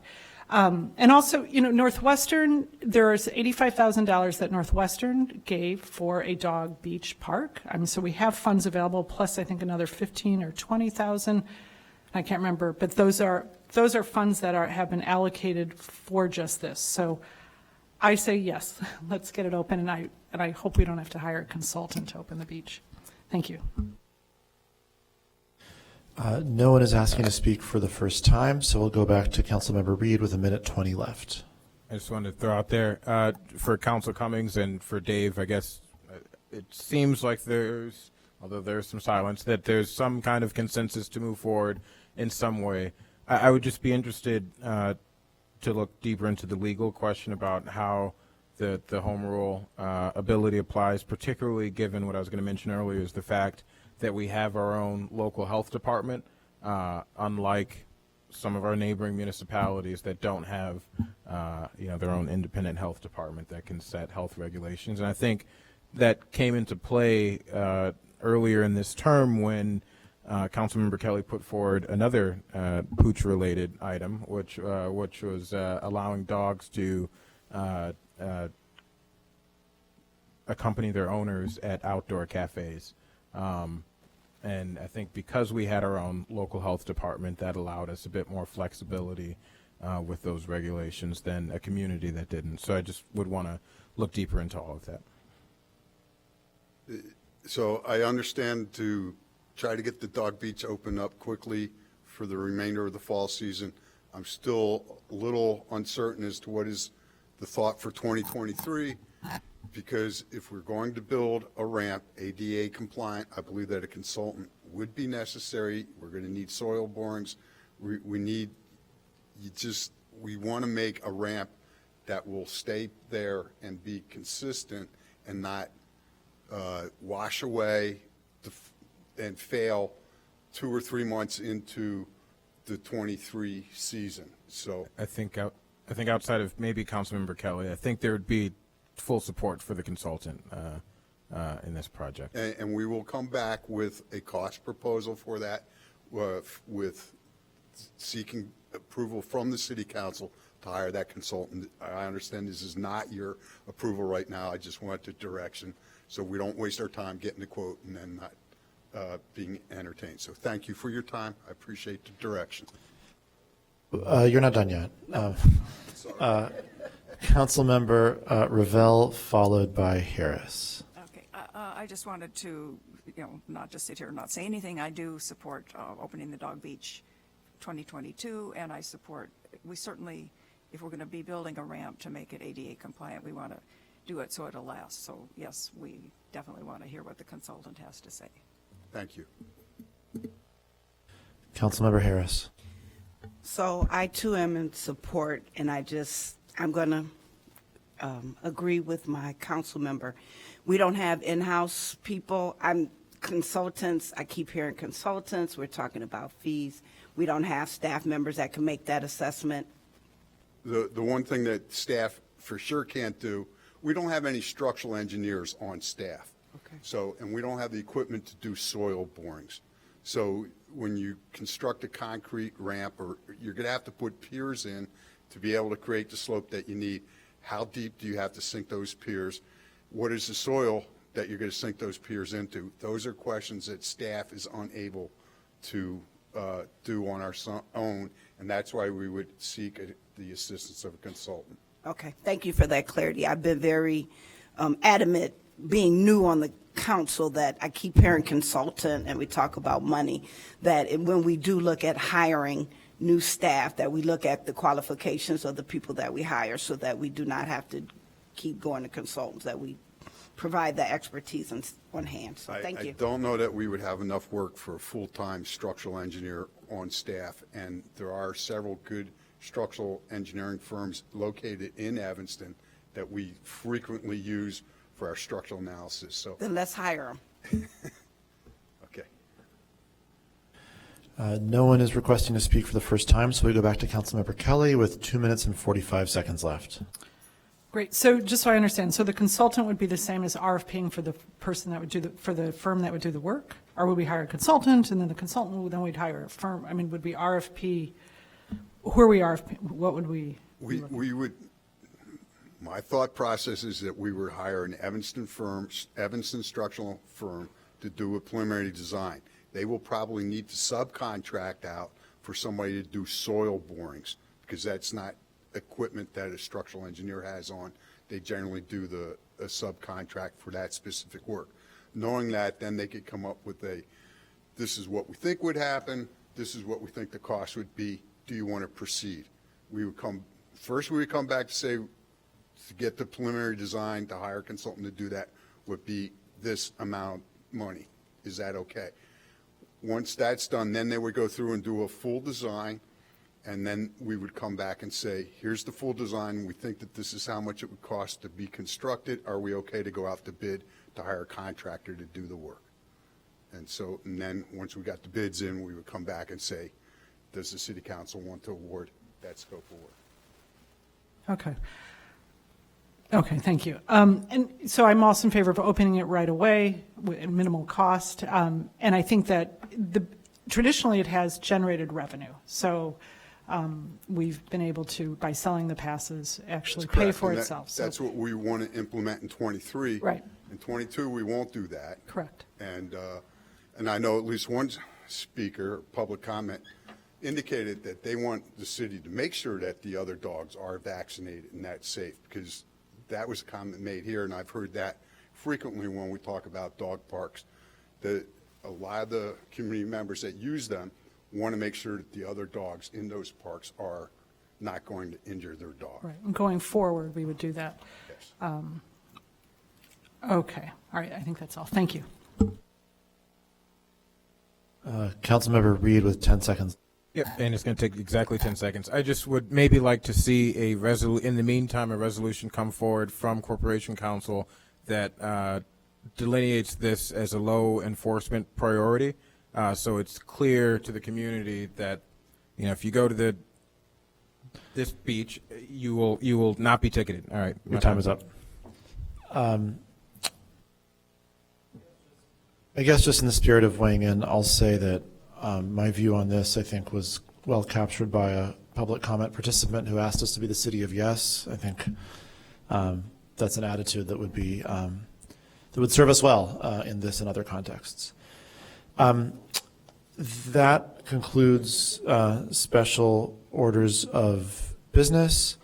And so that brings us to the consent agenda. Would anyone like to remove items from the consent agenda? I'd like to remove items R1 and R2. R1 and R2? Correct. Yeah, A3 and A10 are taken off. They were held at APW. Okay. So A3 and A10 are removed from the consent agenda and will not be considered tonight. I'd like to pull A11, A12, and A15. A11, A12, and A15.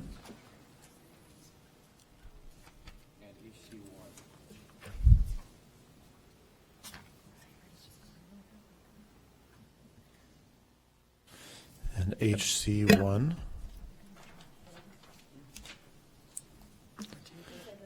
So far I have A3 and A10, which won't get heard one way or the other, and then A11, A12, A15, HC1, R1, and R2. HC1.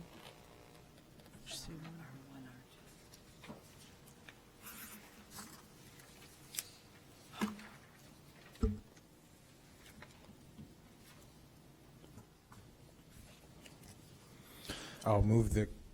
Is any last chances? Everyone ready for us to move forward? Hearing no complaints. Go ahead, Councilmember. I will move the consent agenda minus all of the items that were pulled off. I can read through them. A3. That's fine. I got it. Is there a second? Yep. Second. Councilmember Reed moves passage of the consent agenda with the exception of items A3, A10, A11, A12, A15, HC1, R1, and R2. Councilmember Newsma seconds. Is there any discussion? Seeing none, would the clerk please take the roll? Councilmember Revelle. Aye. Councilmember Reed. Aye. Councilmember Hedekadis. Aye. Councilmember Kelly. Councilmember Harris. Aye. Councilmember Nuzma. Aye. Councilmember Burns. Aye. With 7 voting in favor and none voting against, the motion carries, and all of the consent agenda except for the 8 items previously mentioned are declared passed. This brings us now to item A11. Would someone care to make a motion on item A11? I will move approval of item A11, which is Resolution 68R22, authorizing the city manager to execute an agreement with Hold on 1 second, just make sure we're all on the same page. A3 and A10 were taken off, but they were taken off because they were tabled at committee, so they're not going to be heard tonight. So we pulled those off, and we'll just drop them for the night, and then carry on with A11. Sorry, Councilmember, go ahead. Yeah. So Councilmember Reed moves item A11. Is there a second? Second. Councilmember Burns seconds. Is there any discussion? Councilmember Burns. I just wanted to check to see if Lionel King was still with us virtually. It's been a while. He asked for me to move this up, which I did not do. Okay, he's good. I think everybody up here has heard from him, so but I just wanted to make sure he was still here and then just open it up for questions. Just to kick it off, again, this is something that we've been working with in committee, in the working group that I chair for the Reimagining Safety Committee for several months now. Both the admin position and LEAP will not only serve the working group that I chair, but also the full committee. Again, the purpose of the admin is not just to serve the working group that I chair, but the full committee. And then LEAP is their scope of work, which is in your packet, includes analyzing CAD data, organizing and engaging with our law enforcement officers to make sure, not just on the issue of community responder models, but really making sure that on all of our recommendations, we have adequate feedback and buy-in from our law enforcement officers. And again, I know there's a knee-jerk reaction sometimes about consultants, but we can have a full assessment to know out of all the work that the city performs, how much of it is done internally versus consultants. And I would imagine it's a good mix. And I just want to remind this council that most of the staff that we employ to the city of Evanston are to help this city operate and function on a daily basis. And City Manager Stowe, if I'm incorrect on that, just let me know.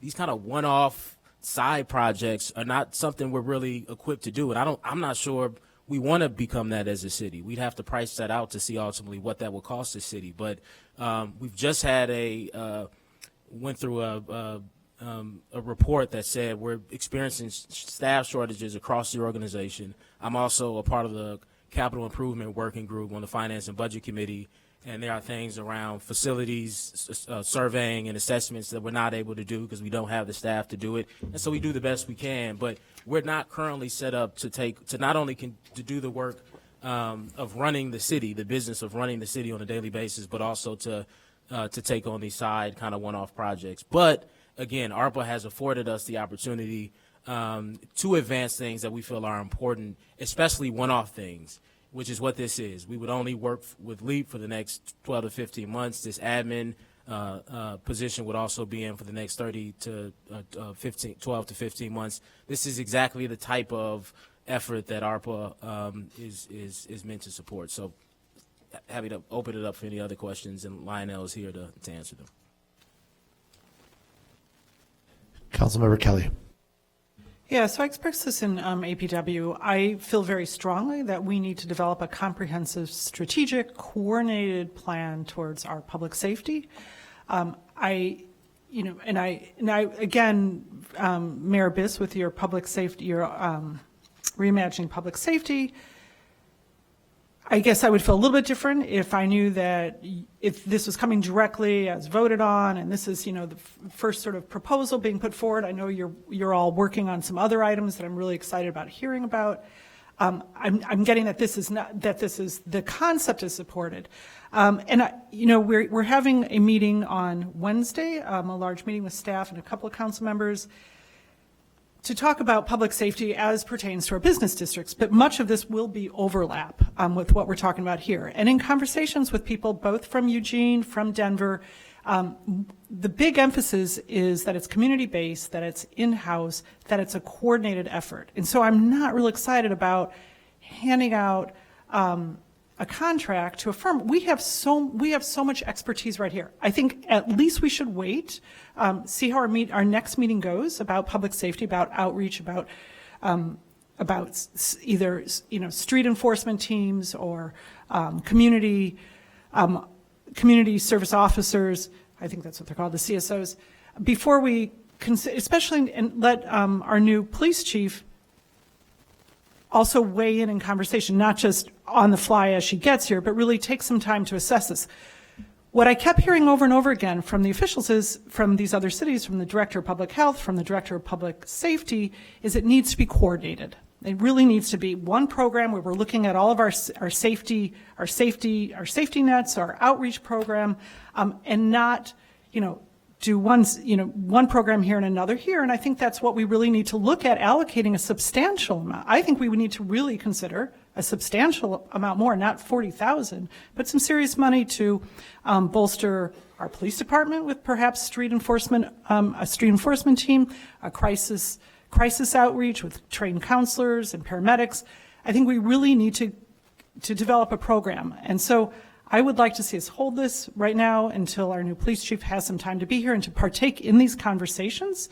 I don't want to see it piecemealed. I don't want to see it patchworked in, and I think we have the expertise right here in our community. I don't think we need somebody else. We also have cities and officials who are willing to work with us to talk about what's gone really well for them and what they'd like to improve. Let's do that. Let's work directly with the folks in the trenches. Bob McDonald, the Director of Public Health from Denver, is going to be here, I think. in this month, and will talk to us all about their programs. And I think also their director of public safety, who's also trained in mental health and counseling. And he was moved to that position just to do that, just to be able to do that sort of outreach that's an alternative to, or a different form of reimagining public safety. So I think we should at least hear from these people who are in the trenches working in Denver. They went to Eugene. They based their whole program on the Eugene model. They went there. They learned from them. I think we should take what they've learned and make ours even better. Maybe we'll be the next city that people are all coming to see what our program is for outreach, for intervention, for community enforcement teams. So I'd like to have us hold this until we can at least proceed for a few more weeks with a couple of these meetings and consider really a serious program where we invest far more than this to really address the issues facing our city that are facing us now and are very serious, and I believe top priority for all of us. Thank you. Councilmember Kelly moves to hold item A11. Is there a second? Before we do that, I mean, there might not be. Go ahead. Can I separate this out then? Because there's two. I mean, she made a motion. We need to see. I mean, I know you know. I'm just saying, can I separate this out? There's two different. No, I mean, she made a motion. Let's see if there's a second. I don't even know if she made a motion. I think she said she would be interested in making a motion. I think you jumped the gun, and I would, Councilmember Kelly, if I may, can I speak? You know, you didn't make the motion. You're about to, but I think you were leaving it open for further discussion, as I often do. So I do want to hold it. I do think that this I understand is, that. right now we're in the middle of these just conversations. As the chair, I need to either recognize the motion or you can come back and do it later. Either one is fine. So no, I thought you made a motion. I did. I'd like this to be held. I think we owe this to our community, to our taxpayers, to do this in a responsible way. We just brought on a wonderful new police chief. We shouldn't be assuming that we need these consultants to come in to tell us how to do this. So yes, I'm not saying no to it, but I'm saying let's hold this and do this responsibly. Just point of order for the next time, please do not. If somebody, we're all adults up here. If somebody requests a hold, then it should be granted. But please wait for that next time. Thank you. Okay. Councilmember Kelly moves that this item be held. Is there a second to the motion? There might be, if I could have a few more So there's no questions asked. The motion can be renewed later. The motion at this time dies for lack of a second, and we continue with the discussion. The next person requesting to speak who has not yet spoken is Councilmember Nusma. Thank you, Mr. Mayor. So I fully agree with Councilmember Kelly that what we need is a coordinated and comprehensive response. And this includes the downtown Evanston that we're both particularly concerned about, but it goes well beyond just downtown. Help me understand, it seems to me that this proposal to hire a consultant to help us figure this out are the steps we would need to take to develop exactly what Councilmember Kelly is asking for. Everything she said is exactly what they would do. And Lionel is here to answer any questions again. I think the concern is more so there's this belief that we can do everything in-house, and that's just not true, in my opinion at least. But yes, that was going to be my comment. My light is on. Everything you said is exactly what they would do, incorporating community feedback, incorporating law enforcement feedback, but also doing the data analysis that they've done successfully in other jurisdictions. And by the way, they've done this before in other jurisdictions. So, in the presentation that we saw earlier, explicitly listed Denver, it listed Eugene, Oregon. Has LEAP worked in those jurisdictions, or are they just modeling those programs? Lionel, I don't know if you heard the question. I'll jump in here. LEAP has worked with about a dozen cities across the nation, including Dayton and Atlanta, Brooklyn Center, Amherst. Currently, we're working with Milwaukee. So we've worked with at least a dozen cities across the United States, as well as we have a repository of information. We have been in contact with Eugene and these various community responder groups to collect data that we use as we to inform our decisions as we make suggestions and recommendations to other cities. Got it. So you're looking at Eugene and Denver as models to inform your approach in other cities. You yourself or LEAP was not involved in setting those up.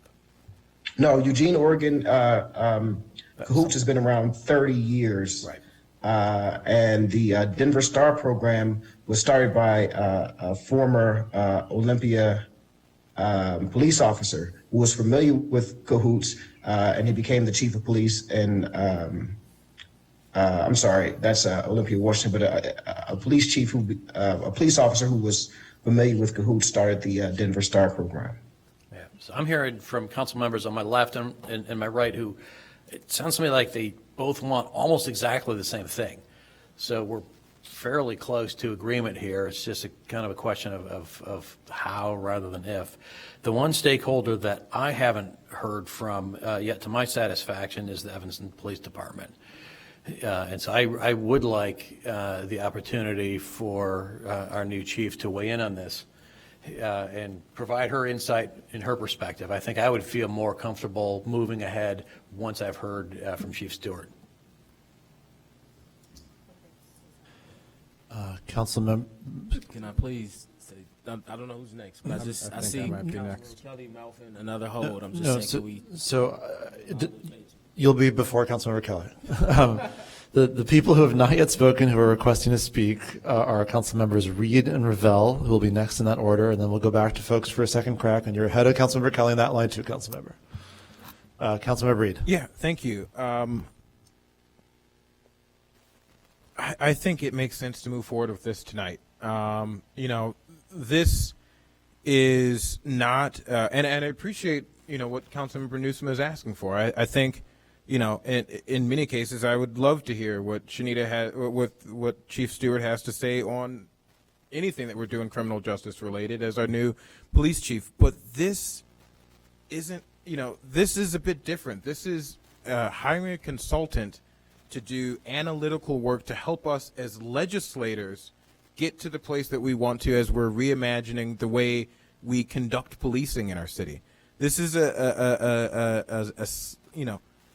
this is the beginning. Chief Stewart will be firmly a part of the conversations once we hire LEAP to do the analysis and to look at the data. Should be one of the key figures in this process. And so, if your only holdup is wanting to hear more from Chief Stewart, we're going to hear more from Chief Stewart through this process.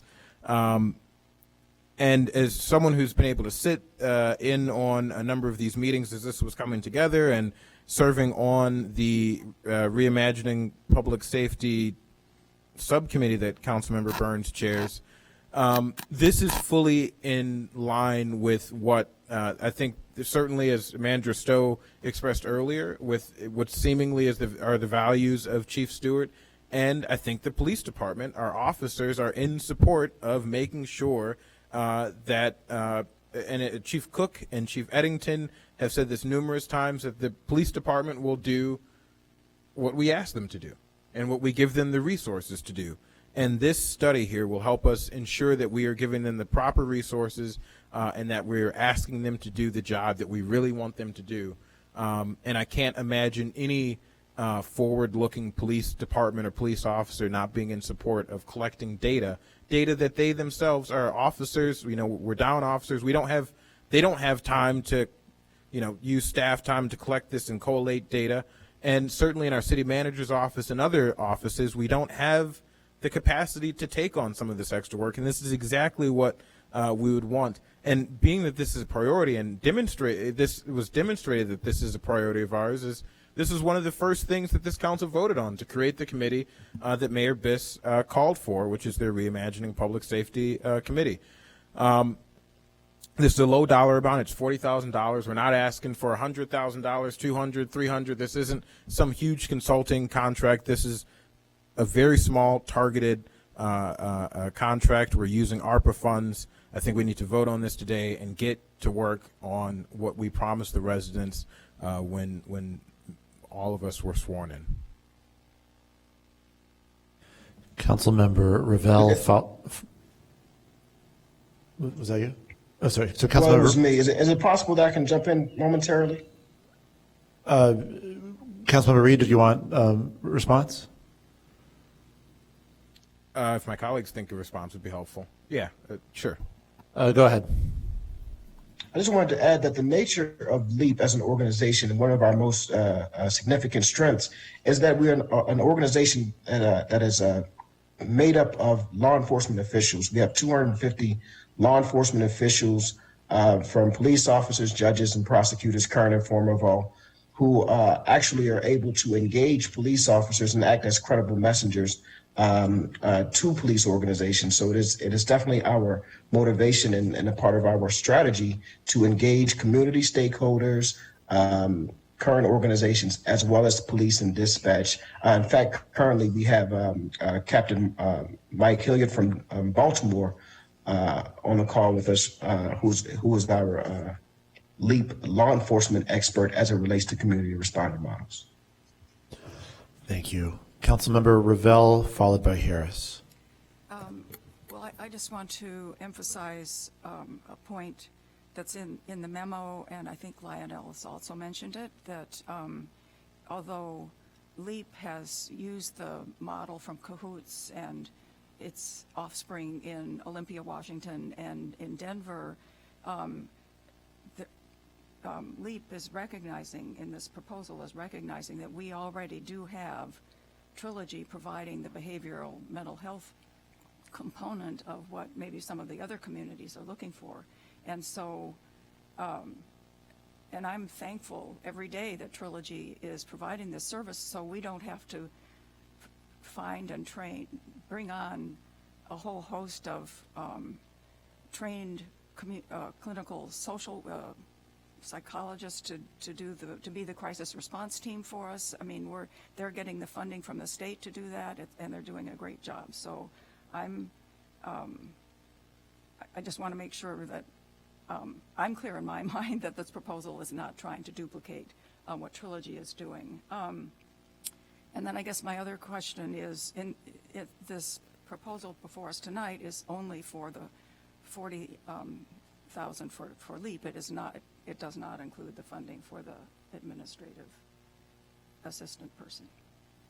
The funding, but the direction that I think the way they said in the packet, that if with direction they would go and find this individual, and then the contract will come back, because it will be a contract and not an employee. Right. I would like to have those separate items. Yeah, that's what I was going to do next. Yeah. Okay. I was going to divide it up.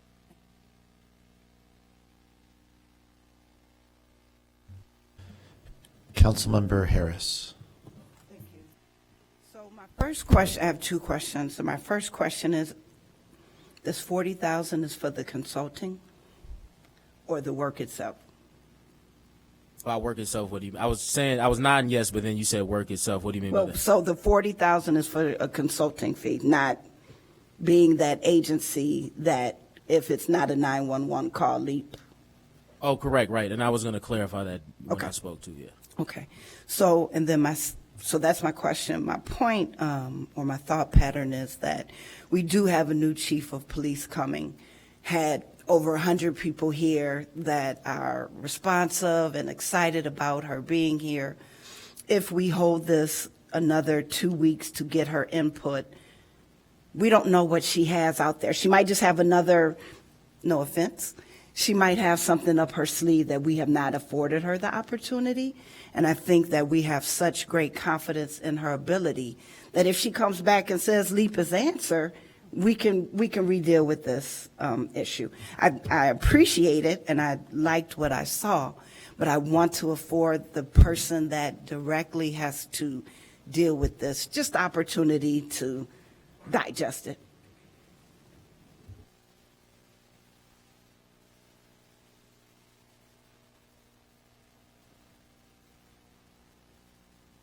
Okay, so now no one is requesting to speak for the first time.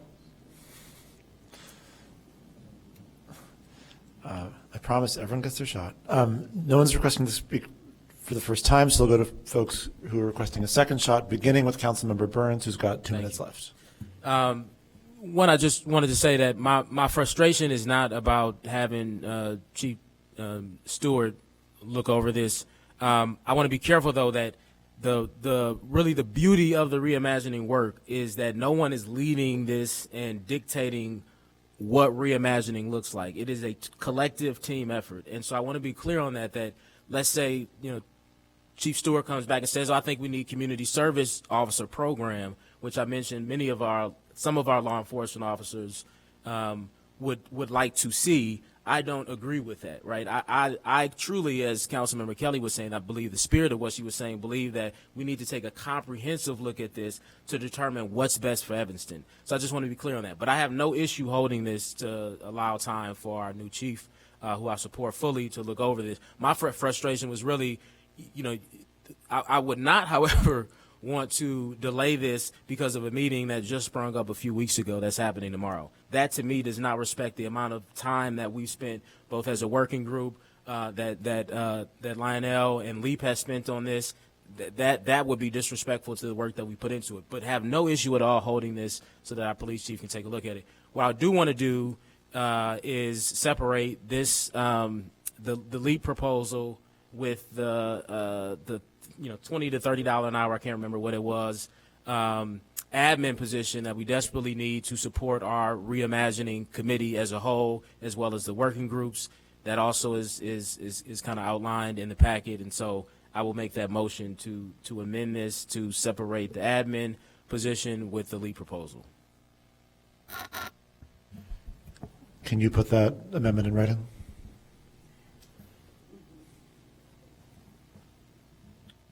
I don't know if that's so much an amendment as a splitting of a division of the question. Please say that's correct.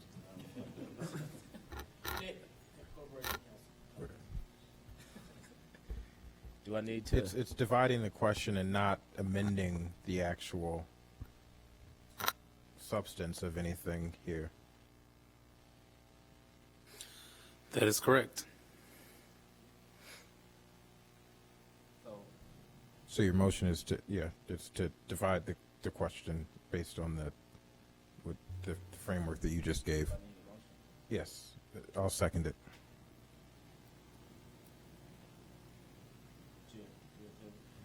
I'm genuinely not following what's going on, which is a good indication that it probably should be put in writing.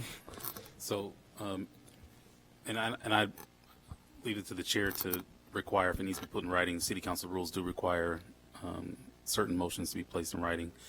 But I did want to alert the chair that a motion to divide the question is not debatable. Okay, so the motion to divide the question. So, supposing hypothetically that the chair is totally ignorant about this type of motion, just for the sake of argument, could you explain what that means? So, in this particular instance, there are, in Councilmember Reed has an older copy, not the 12th edition, but it looks like an older copy of Robert's Rules. This particular question has two parts, essentially, and he's asking to divide the two parts in certain, to move them, in a sense, dividing the question itself. It's a single question before the body. And the parts are effectively Section 2 and Section 3 of the resolution? Yes. So everything else is like throat clearing, but the real action is Section 2 and Section 3, and Councilmember Reed is moving to separate those into two motions? Let me pull the resolution up just so that I'm on the same page. Correct. Other than it was Councilmember Burns. Oh, sorry. You're right. Well, sort of. I haven't.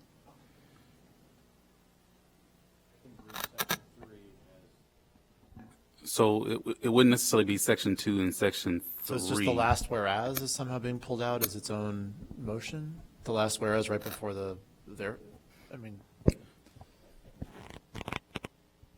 I think that's the intent. However, the actual agreement, the actual agreement that's being put in front of the council actually does not include that position. So the agreement that's put before City Council is for the professional services of LEAP, not necessarily for the staff member that would be required to manage this. So upon further review, it may not be a proper motion to divide the question, because whether we're actually going to hire that person is not really before the council per se. The authorization of this agreement is what's before the council on this question. I'm a little confused, Chair, if I may. What, I think what, Oh, somebody's before what me. was moved was item A11, which was Resolution 68R22, which is limited to the agreement between the city and LEAP. And it sort of mentions a management analyst in passing. It's a whereas, but it's not sort of doing anything about the management analyst. So it would seem that there are not two things to separate. So basically, the fuse tonight, what's supposed to be on the agenda is the admin position, which replaced Fuse basically for reasons that I won't go into. So that is supposed to be on the agenda today. I assume that staff packaged it together for reasons that made sense, and it is mentioned in this, and it's supposed to be on the agenda today. So I don't know if Dave, that's something you can speak to, but the way I understood this packet is that we will be providing them direction today to go out and identify this individual, and then the contract will come back to the council when it was prepared. Good evening again, Mayor and members of the council. It was my understanding that Fuse and LEAP were working together in the previous, what had previously gone to Human Services. So LEAP was going to give instruction or work with Fuse, and Fuse was going to work with the committee. So I thought that this administrative analyst was more or less in the same boat, that we wouldn't hire the administrative analyst unless LEAP was hired as well. That was my understanding. Yeah, no. So the admin position is just, and it was drawn up this way even when it was being contemplated with Fuse, is that's a separate position, unrelated to LEAP, that would support the Reimagining Safety Committee. It's just an admin position that would do a lot of the back end work. Okay, I apologize then. And that's what we approved out of whatever committee it came. Human Services. Yeah. What was approved at Human Services was a contract with LEAP. Fuse did not, there was no recommendation coming out of Human Services in regards to Fuse or LEAP. There was discussion that you would make a proposal that we hired a contractual person to do that. You provide us a job description, and I'm sorry, they came at the same time, more or less, and so I thought that the one was contingent with the So other. this probably confused me. I think really what we're saying is that position is still at Human Services Committee. We have not voted it out of the Human Services Committee. It did not, and okay, that's why I said it I think I was had to come confused through. by its mention in this. Okay, so we're good now. It is in Human Services Committee, so we'll discuss it there. All right, so your time is up. The folks who've asked to speak are all folks who are speaking for a second time. So we'll begin with Councilmember Kelly with 50 seconds left. Okay. So, Councilmember Ravel, I agree. I very much value the work of Trilogy, particularly for suicide, for outreach and response. We have many programs that we're funding. We have, we gave $750,000 to our rec department for violence reduction. We have Trilogy. We have the living room we're funding. We have Connections for the Homeless we're funding for outreach. And we heard someone speak today about, how well that works or that doesn't work. I don't want to waste any time in getting a comprehensive, coordinated program together. That's what I don't want to waste. And that's what we need to start working on now. And I don't want to have it delayed by bringing in a third party. That might be wonderful, and I agree, with everything that LEAP wants to do. But I also think we need to work right now on developing that program. And we need to allocate sufficient funds. And I think it's going to be a lot of funds that we're going to need to allocate towards really getting a substantial, a program together that will really have impact and where there's coordination, where there's accountability and oversight. And so, and I agree with everything that Councilmember Harris said also. We just tonight have a wonderful new police chief. I think she should have time to also consider, really looking this over, not tonight or yesterday as she walks in, but really have time to ponder this. So I'm not going to say no to it, but I think we need to look at seriously taking the time to finally develop a comprehensive program to address these very serious issues that I believe are top priority for all of us in our community. Thank you. All right, so next is Councilmember Ravel with 3.5 minutes left. I was just trying to clarify what we were trying to do with the resolution, so never. Councilmember Nusma with 3:20 left. Thank you, Mr. Mayor. I am going to renew Councilmember Kelly's motion to hold this. My reason for doing so is I would like to hear from Chief Stewart before moving forward with this.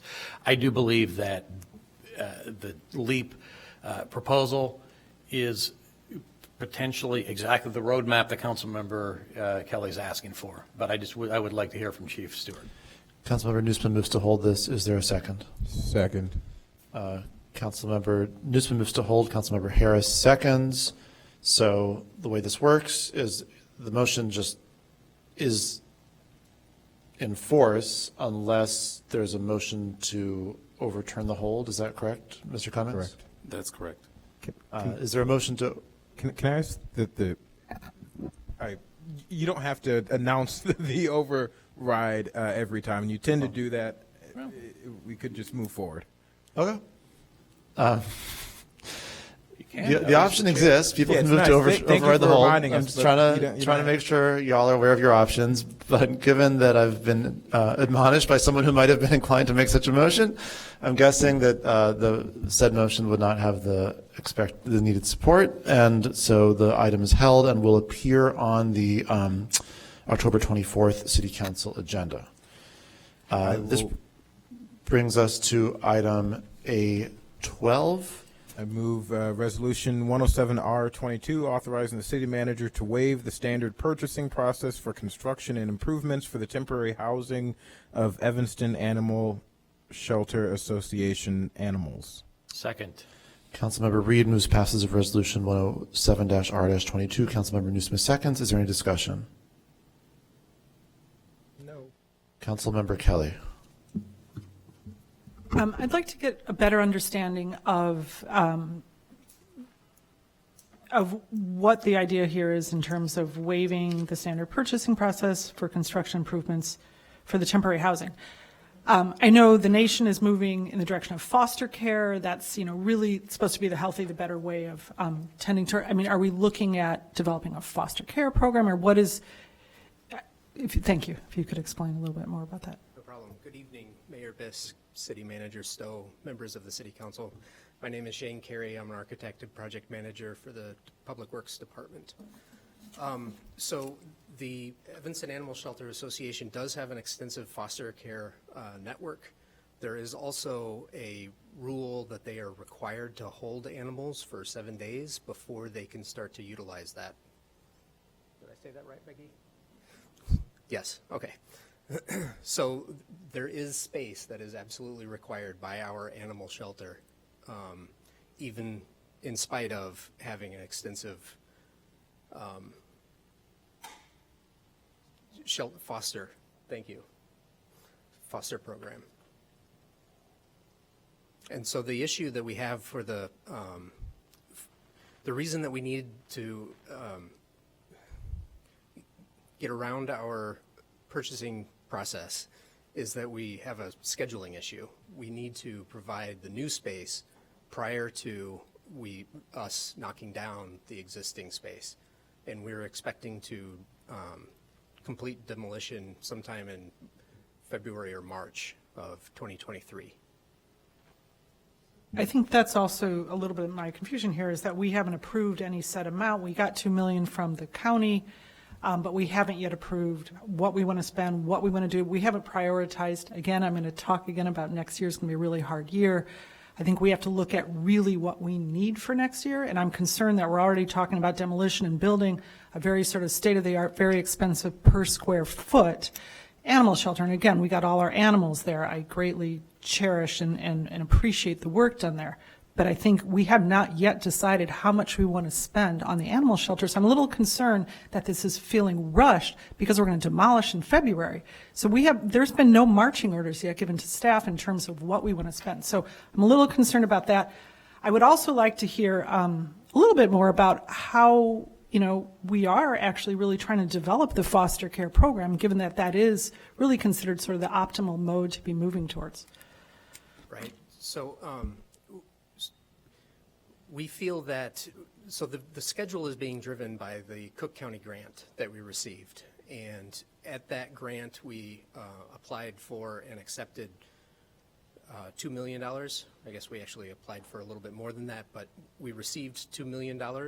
And at that time, we identified that our portion, that we could come up with a project that was going to be $6 million total, and $2 million of that is coming from Cook County, and $1 million of that is coming from the Evanston Animal Shelter Association.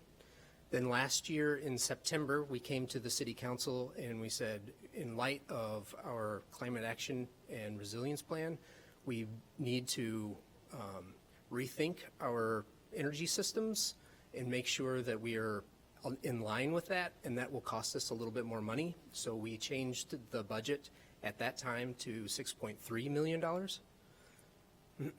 And that is what our budget is, and that is the number that we have been working to ever since that moment.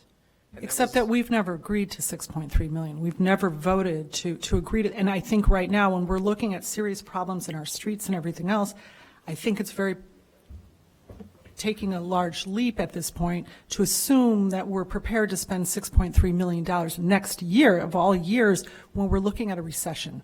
And right now, just today, came out that, we're looking at, a really hard recession. It's not going to be easy, and it looks to be beginning in 6 months. So to be building a $6.3 million animal shelter, I think we need to take pause, pun intended. So we actually brought, as referenced in the memo, I'm sorry, my name is Laura Biggs. I'm the city engineer. So on November 8th, 2021, we brought to City Council for approval the design contract for the consultant, which did detail the $6 million budget and City of Evanston's cost commitment to that. And then as that was approved by the City Council, then we moved forward with executing that contract and that budget, which leads to the design of the $6 million animal shelter. On this last September, a year ago, we also said we were concerned about this going from 6 to 6.3 million, and that was where we got the approval for that. But that was recorded in the November 8th, 2021 memo where we approved the design contract for the City Council. So it is just how we've talked in budget meetings about how capital projects take multiple years to execute. And so when we bring forward the approval for each step in the process, we really do try to make it clear what the budget expectations are for moving forward so that we're not really surprising anybody when we get to this point.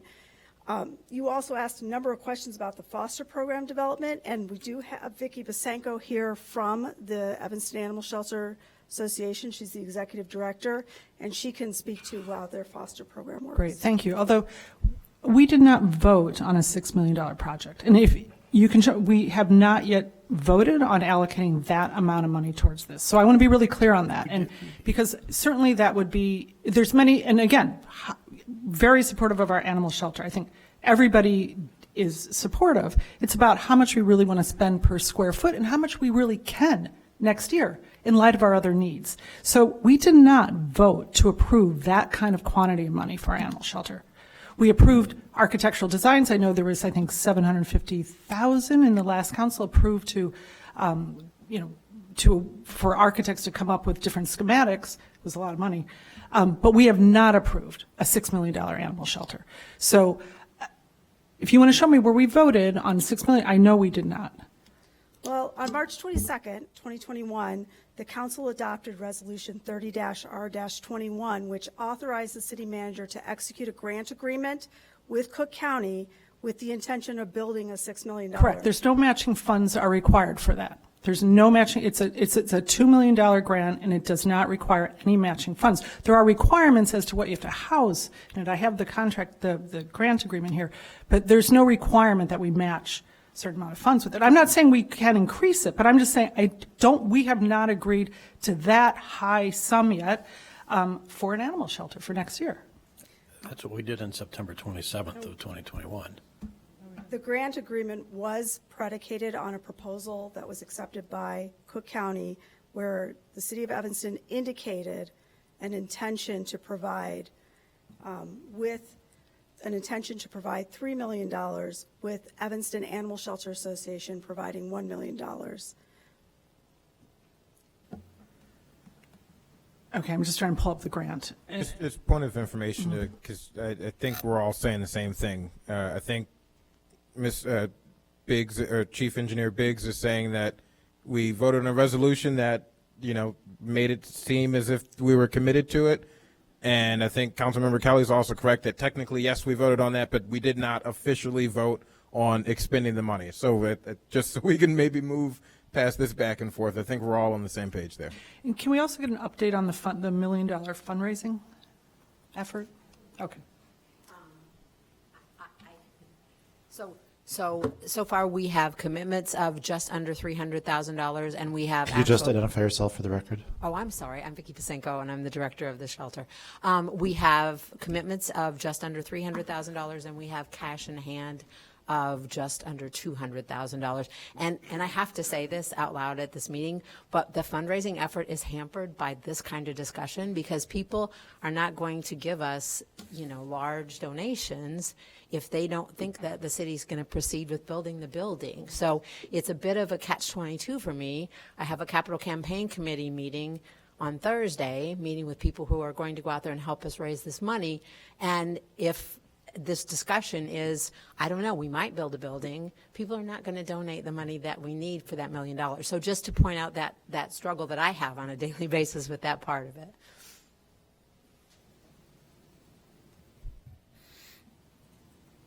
Thank you. Okay, so 200,000? And this is counting on $1 million, correct? Yes. And when did you start fundraising? When you guys authorized it, I don't remember the date. So you're saying you think it would be hampered if we were going to build, say, a $4 million building, you wouldn't be able to raise funds?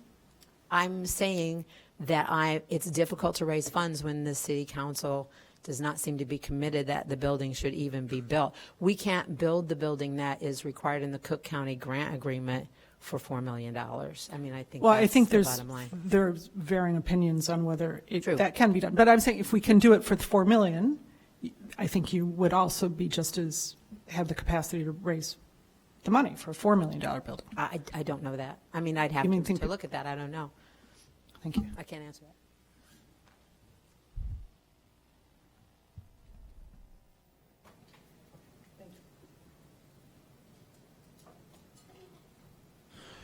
Council Member Reed, followed by Ravel. Thank you. Yeah, I'll be quick, and I'll just point out that a 10-minute debate period that includes staff time, the folks want to rethink the value of that. It might actually move us along faster. And people might be more concise with their questions. Not that you weren't, but just generally people might be more concise with their questions.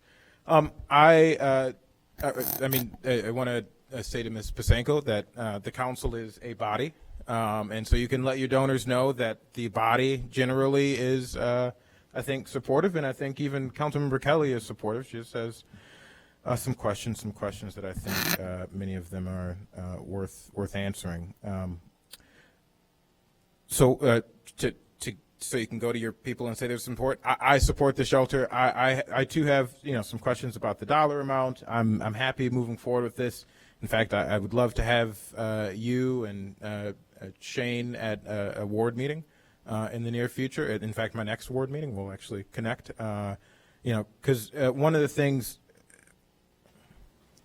It's somewhat separate from this issue, but as we're moving toward the demolition of the building and ultimately toward, actually approving the funding for the building, thinking about the fact that the 8th Ward just gave up or is in the process of giving up the building formerly known as the Recycling Center to, as opposed to allowing a climbing gym or some kind of recreational facility being located there, we're going to put trucks there, and it's going to save the taxpayers of Evanston millions of dollars. And so that makes some sense to save that money and not have to build a $10 million storage facility. But that also means that the 8th Ward loses out on on the potential of a community space. And so I'd just love to at some point sit down with Shane and Laura and Vicki and the whole Evanston Animal Shelter team. And the Animal Welfare Board, if they're involved with this, and really, think even more expansively about how this could also serve as maybe a space for the community to inhabit as well. I would love nothing more than to come to your ward meeting and talk about that, because that's exactly how we envision this. Yes, thank you. So I'm in support. I'm happy to move forward with this waiver, and so I think we're good to go. Councilmember Ravel. I'm just, I can't find it in the memo, but didn't I read that the $500,000 that's going to go to providing this temporary accommodation for the animals is part of the $6 million budget? Yes, it's $6.3 million. It actually includes all the architectural services fees, which we've spent about $500,000 so far. It's furnishings and equipment. It's temporary shelter space. It's supposed to be a comprehensive package. The actual cost of construction would be considerably less than $6.3 million. Yeah, I mean, I think that's an important thing to make people aware of, so that if we're talking about cost per square foot for construction, it's not as much as when we're thinking it's a $6.3 million shelter. Yes. No one is requesting to speak for the, Sorry. Councilmember Nusma. I'll be quick. I'm supportive of this, and I just want to reiterate the council's support for making this fully CARP compliant. I want the city to take the leadership role in the community whenever we have the opportunity to build a new building, to make sure it's the best in class in terms of energy efficiency and on-site renewable energy. So just a thumbs up to keep heading in that direction. Thanks. So now no one is requesting to speak for the first time, so we go back to Councilmember Kelly with a minute left. So I would just like to ask staff to look at some of the other facilities that built at a square footage at much less. The Pause Medical Facility is at 300 a square foot. It looks like we're talking about almost 400 a square foot. Keep in mind that we have real serious issues with our humans, and I think we can build a beautiful animal shelter for less than $6 million. So I just really implore staff to revisit those costs and to bring those down. We can, $4 million for an animal shelter, I think, we can make a state-of-the-art animal shelter. I just really ask that you look at other shelters, look at what they did, why their costs were so much lower, and see what we can do to bring that down. Thank you. Seeing no one further seeking to speak, would the clerk please take the roll? Councilmember Ravel. Aye. Councilmember Reed. Aye. Councilmember Hedekaris. Aye. Councilmember Kelly. Aye. Councilmember Harris. Aye. Councilmember Nusma. Aye. Councilmember Burns. Aye. With 7 voting in favor and none voting against, Resolution 107-R-22 passes. This brings us to item A15. Would someone care to make a motion here? I'd like to move approval of ordinance, whatever the number is here. Yikes. 840-0-22, authorizing the city manager to execute a lease amendment for property located at 2800 Sheridan Road, Harley Clark Mansion, for the Artist Bookhouse. Second. Second. Councilmember Ravel moves passage of ordinance 84-0-22. Councilmember Reed seconds. Is there any discussion? Councilmember Ravel. Well, I would just like to move our approval of this. It's when the lease was first signed with Artist Bookhouse, the fundraising targets that were set were pretty much aspirational and not really not grounded in reality, I guess. I don't know quite how to cite it. And that for sure. And yes. And so then the pandemic hit, and so obviously it's taking quite a while for the fundraising effort to really take hold there. And I think the amended fundraising targets are much more realistic and still ambitious, but much more realistic, and I urge our approval. Councilmember Reed, followed by Kelly. I'm going to hold my comments for a second. Councilmember Kelly, do you care to jump in front? Sure. So, yes, I heard what President Charles Smith of the Jens Jensen Gardens of Evanston had to say, and I think it is really important that we get this lease right. I think that it's understood from the beginning that the coach house should be managed by the Jens Jensen Gardens, as well as the landscaping. And I don't think we should be, this is a legal document, right? We should do it right the first time. We shouldn't, pass this, then plan it down the road, maybe amend it. I would like to see us hold this, and so that it is done right, separating the leases out, the coach house from the Jens Jensen Gardens, which are Evanston residents headed up by Charles Smith, who've done just beautiful work day in and day out to restore those gardens. I think this was, an intention all along. So I think we should do it right. I would like to move to hold this so that we can bring it back, done appropriately, with separate leases for the coach house and the Jens Jensen Gardens. Again, these are Evanston residents working very hard. They've done beautiful work. I think we owe it to them to respect their work. And again, this was, I believe, pretty much the original plan from the beginning. And even if it wasn't, it should be done. So I'd like to move to hold this so that we can create separate leases. Thank you. Councilmember Kelly moves to hold item A15. Is there a second? Second. Councilmember Reed seconds. Mr. Cummings? I spoke with Councilmember Revelle about this earlier, and obviously the council can do what it would like, but before, and the motion's already been seconded, but it may be more prudent. It's non-debatable. And you're debating. If the council so chose, it may be more prudent, considering the stage that this particular ordinance is in. It's here for action, so it's already been read once. If it was remitted back to committee so that it can be accomplished what you want, because if it's held, it has to come back on the 24th.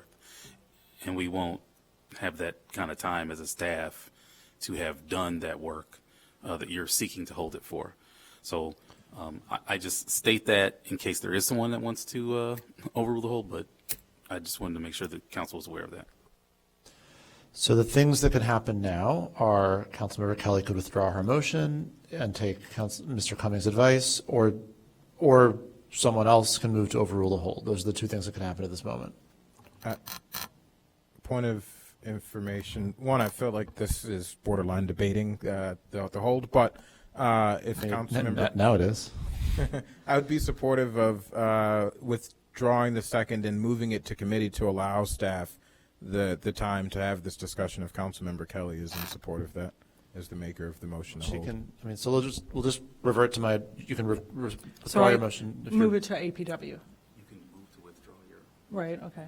and then move to commit to APW. Okay, so I'll withdraw and then move to have it go to APW. So Councilmember Kelly withdraws her motion to hold, which is therefore gone. Now Councilmember Kelly moves to refer Ordinance 84-0-22 to the Administration and Public Works Committee. Is there a second to that motion? Councilmember Harris seconds that motion. Is there any discussion on Councilmember Kelly's motion to refer? Councilmember Revelle. Well, I agree with Councilmember Kelly that we do want to keep working on creating a separate lease for Jens Jensen Gardens in Evanston to be able to have a lease for the coach house and the Jens Jensen landscaping. But that's really quite a separate part of the lease compared to what we're dealing with here, which is just the small portion that deals with the fundraising targets. And I think it would be helpful to Artist Bookhouse if they're talking with their potential donors to have a realistic fundraising target that everybody's agreed to.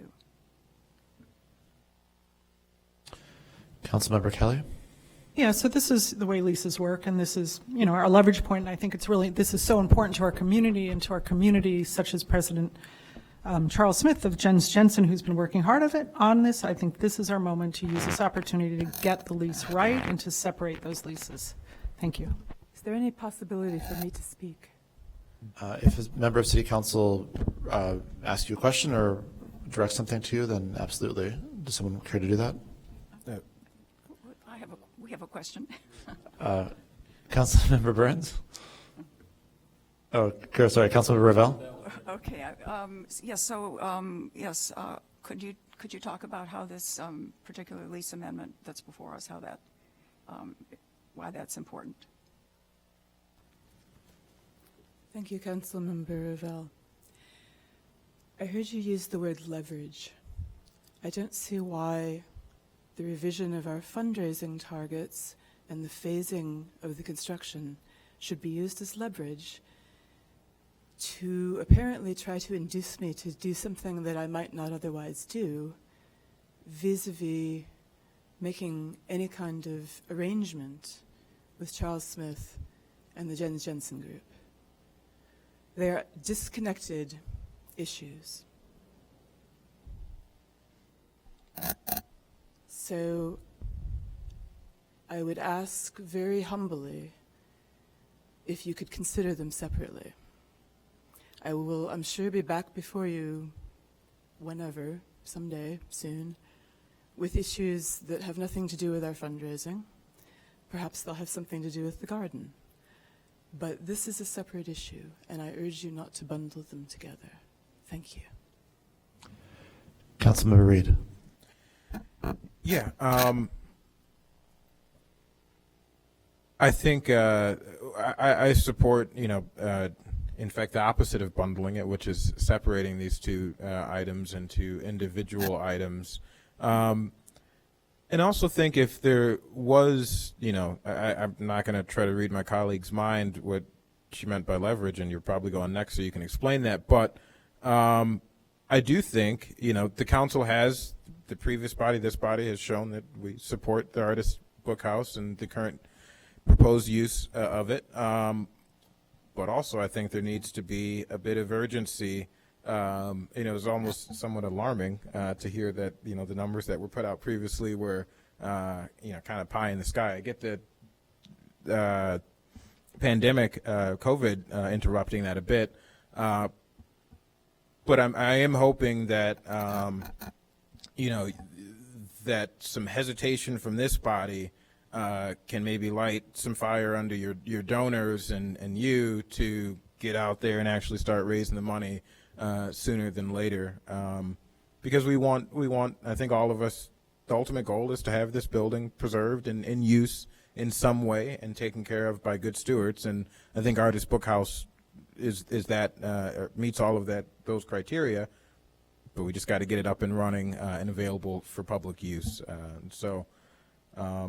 I think in part, if splitting the lease out and allowing the Jensen Garden to be separated and taken over by another group who can kind of get moving a bit more quickly and has raised some funds, so at least that outdoor public space can be utilized and enjoyed by the community as you and your team are working toward making the building publicly accessible. I think that is reasonable, and I would sans you saying that, hey, this is somehow really going to throw a wrench in our process. I think it's reasonable. I think we should allow it to be move forward to APW, come up with a bifurcated lease, and make sure that we're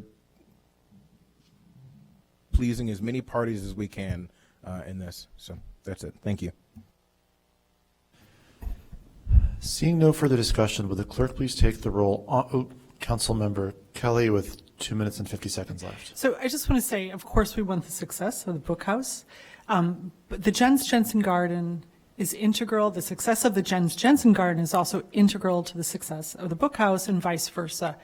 And we don't want to jeopardize also the success of the Jens Jensen Garden, the whole thing. That's what this is about. And it is our obligation. I'm sorry if I use the wrong term, leverage, but the point is to figure out how we can make this work, and this is the optimal moment. So I think we do need to move forward to protect and reinforce and bolster the work of the Jens Jensen Garden, also by creating separate leases. Thank you.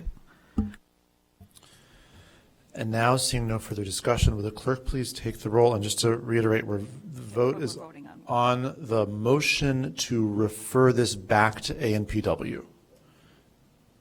So if this motion passes, then this item will be on the next APW agenda or on a forthcoming APW agenda, and we'll move on. If this motion fails, the next thing in order would be to vote on 84-0-22. Councilmember Revelle? No. Councilmember Reed? Aye. Councilmember Haddock-Cadiz? No. Councilmember Kelly? Aye. Councilmember Harris? Aye. Councilmember Nuzma? Councilmember Burns? Aye. With 5 voting in favor and 2 voting against, the motion carries, and the item is now referred back to Administration and Public Works. This brings us to item HC1. Would someone care to make a motion on item HC1? I'll move approval of the Home Investment Partnership Program, American Rescue Plan, Home ARP Allocation Plan. I will second. Councilmember Reed moves passage of the Home ARP Allocation Plan. Councilmember Nusma seconds. Is there any discussion? Yes. Councilmember Nusma. Thank you, Mr. Mayor. I just have a question, a hypothetical question, is what happens if we approve this tonight and then we don't receive an application for the actual use of the funds? I think Sarah understands my question. Sarah Flax, Interim Community Development Director. Yes, I do understand that. If that were to happen, we would have to amend our allocation plan and go back to HUD for approval of the amended plan. I just want to make people understand a little bit of the complications of this funding. The uses are very restrictive, and we've looked at obviously from our consultation, the priorities of the homeless provider community was a non-congregate shelter. This is not location specific, it's just allocating funding for that purpose. And also for TBRA, tenant-based rental assistance, which one of the ways you can use those two together is use the TBRA to help people move out of the shelter into subsidized housing until they can get back on their feet. So, or it could just be used for that population separately. But there are 4 very specific populations that can be helped. And you can do affordable housing units, either building from, building and operating, or you can do acquisition and rehab. But with the amount of money we have and the requirements that every unit remain affordable for 15 years to a homeless population, that becomes basically infeasible, because when you take $1 million or so and you expect it'll probably be someplace in the neighborhood of $300,000 or close to that to create a unit, whether you're acquiring and rehabbing. And then you have to have an operating subsidy for 15 years that will allow somebody with very little income to live there for 15 years. It wouldn't necessarily be the same person, but the households have to have the same composition. Even if you take a really simple math, it comes out to probably over $270,000. $270,000, sorry, is a subsidy for any single unit. So you see why that is not something that is a particularly feasible. This is I get confused, and I catch myself getting confused between our $43 million in ARPA money and this money, which is home ARP. Yes. Part of the same federal bill, Part but of not the same bill, but totally separate bucket of money. Allocations and uses. So does this home ARP money come with a use-by date? The use-by date is quite generous. It's 2030. Okay, thank you. So we have a fair amount of time. Thank you. Seeing no further discussion, will the clerk please take the roll? Councilmember Revelle? Aye. Councilmember Reed? Aye. Councilmember Haddock-Cadiz? Aye. Councilmember Kelly? Aye. Councilmember Harris? Aye. Councilmember Nuzma? Aye. Councilmember Burns? Aye. With 7 voting in favor and none voting against, the motion Passes. This brings us to item R1. Would someone like to make a motion regarding item R1?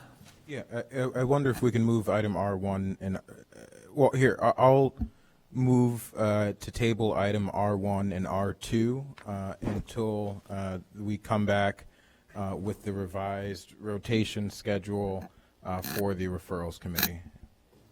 I'll second. Table.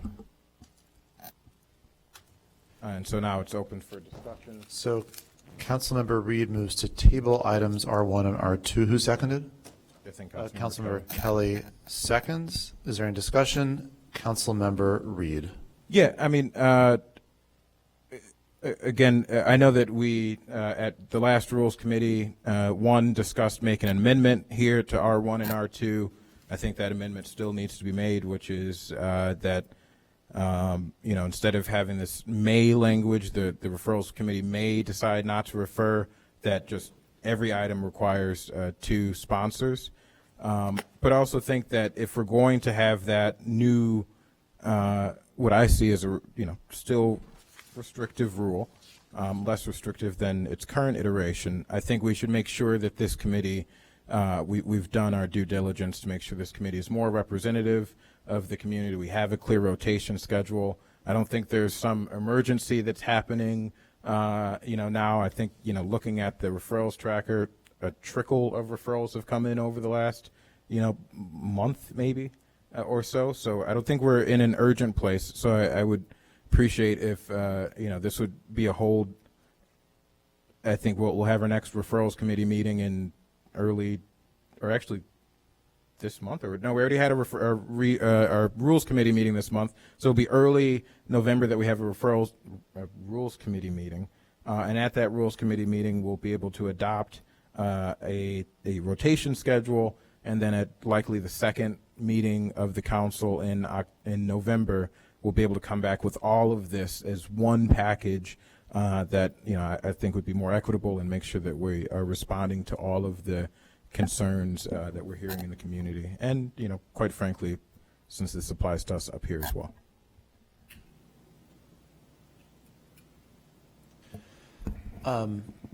Hearing no further discussion, just before the vote on this motion, I'll just say a few quick things in response. First of all, anticipating that there would be a desire to act on the amendment that was discussed at the Rules Committee, I prepared a draft that I would be happy to share with any member of council who's interested in making that motion this evening. It's ready to go, and I think reflects exactly what was agreed upon in the Rules Committee. The Rules Committee has sole jurisdiction over assignments to committees. So if the Rules Committee chooses to assign different folks to the Referrals Committee, that would not come to council. So this would not come to council as a single package anyhow. It would it would be completed at the Referrals Committee, and this other item would be left hanging out. My understanding of the discussion that took place at the Rules Committee was that there was an agreement to move forward with this change to R1 that was kind of talked about by a lot of different people. And so I would hope that we not table items R1 and R2, that we make that amendment, accept it, and pass these things and move forward and continue with the discussion of the Rules Committee as was contemplated at that meeting just literally a week ago. Councilmember Reed. Yeah, you are correct that if we were just assigning people, I don't think we're looking to replace members who are currently, like, that we're looking at in this moment, remove or replace anyone who's on the Referrals Committee. My understanding is that we were going to create a rotation schedule, and my hope is that our rules, particularly for a committee like Referrals Committee, that our rules would also reflect the necessity or the mandate that there is a rotation for the Referrals Committee, and so that would ultimately come to council. And so that is my hope, is that, you know, by the first or second meeting of this council in November, after that Rules Committee meeting has taken place, that we can vote on these items with the amendment. But I think until then, until we have some clarity on how the referrals process is, the Referrals Committee, how it's going to be comprised, and you know, how the demographics might shift, I think it makes sense to hold off on this just for a few more weeks. I don't think anything drastic, is going to happen over the next few weeks. We're just talking about holding off on this rule until I think, more of the council members are comfortable with, items R1 and R2. And for those of you who are fine with it now, again, I think just out of a courtesy to all of us, just holding off on this for a few more weeks will not have any detrimental effect on the city, and it will, in fact, I think, garner some goodwill amongst all of us.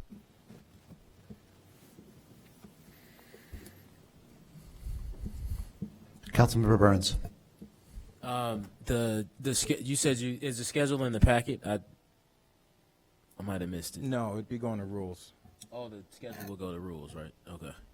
I thought there was a mention that it was something that we could take a look at now. Okay, that was it. Yeah. Seeing no further discussion. I'd be happy to amend my motion to do one big encompassing thing, which would be to adopt the amendment that Mayor Biss has taken the time to pre-write, as well as tabling it. So it'd be a joint motion to adopt Mayor Biss's amendment and table it to the his amendment is what we discussed at rules, which would be to mandate that each referral has two co-sponsors as well as a main sponsor. So if there's no, to my person who seconded, if there's no objection, I will do a friendly amendment to incorporate the language that Mayor Biss has, and maybe that you can send to us if you would like. So you want me to email you a text to help you make a hostile amendment?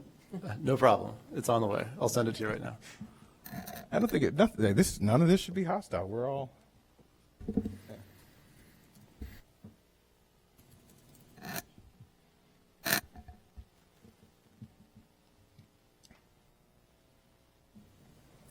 So all of you should have just, or on its way to you through the interwebs, is a draft that I believe reflects the amendment to R1 that was discussed and I think really universally supported in the Rules Committee meeting last week.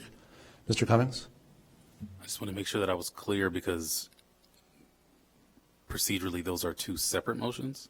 So I just want to make sure that we are going to amend it, and then once amended, it is tabled. Is that the intent? Correct. It's all wrapped up into one motion.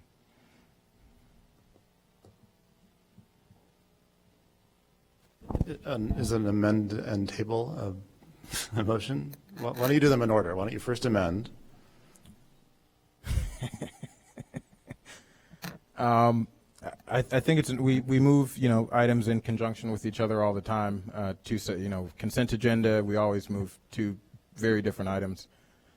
I think in the interest of just moving along, I think that the motion should still be clear. Is that motion in order, Mr. Cummings?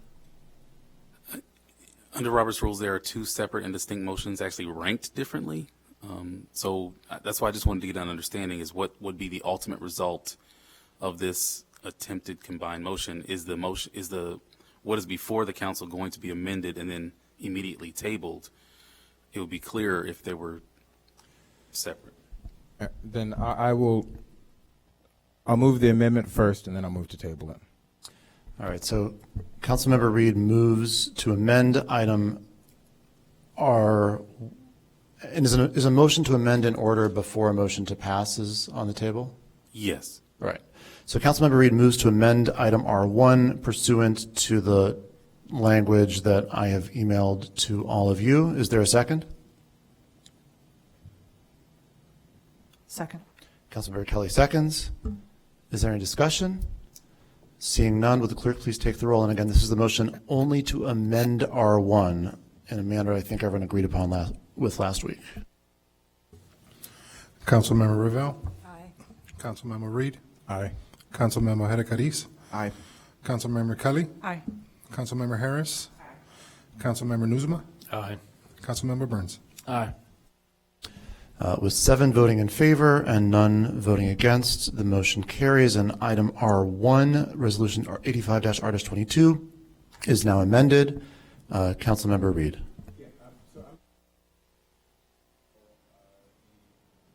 Oh, sorry, my mic was off. I'm going to move to table this until the second meeting in November, which will give us time to review any changes to the referrals committee at rules in November.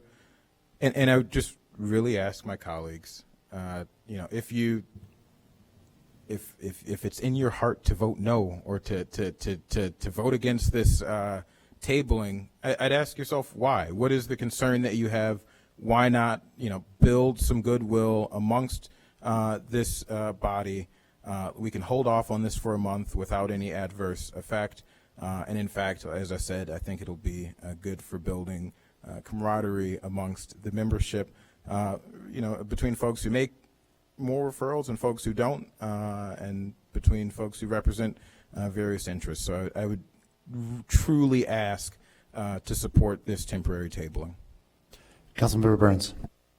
Yeah, I was going to say that this, as far as I understand, this gives us enough time to actually review the rotation schedule for the referrals committee and to hopefully adopt that in the rules committee. So I just wanted to make that clear that is what this hold allows us the time to do, and that's all. Thank you.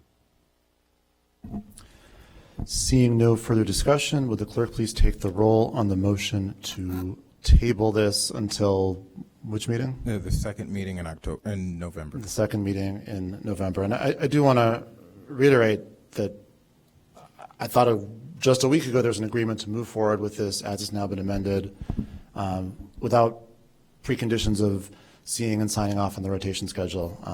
But perhaps different people heard that meeting differently to one another. Councilmember Revelle. Aye. Councilmember Reed. Aye. Councilmember Hadid. No. Councilmember Kelly. Aye. Councilmember Harris. Aye. Councilmember Nuzma. Aye. Councilmember Burns. Aye. With 6 voting in favor and 1 voting against, the motion passes and the items are duly tabled. This brings us to call of the wards. Councilmember Revelle. I'd just like to mention that I have a ward meeting this Wednesday, October 12th at 7 o'clock, and it's we're going to officially welcome our city manager to the 7th Ward, but the main item of business is hearing about the proposed new stadium in the 7th Ward. Councilmember Reed.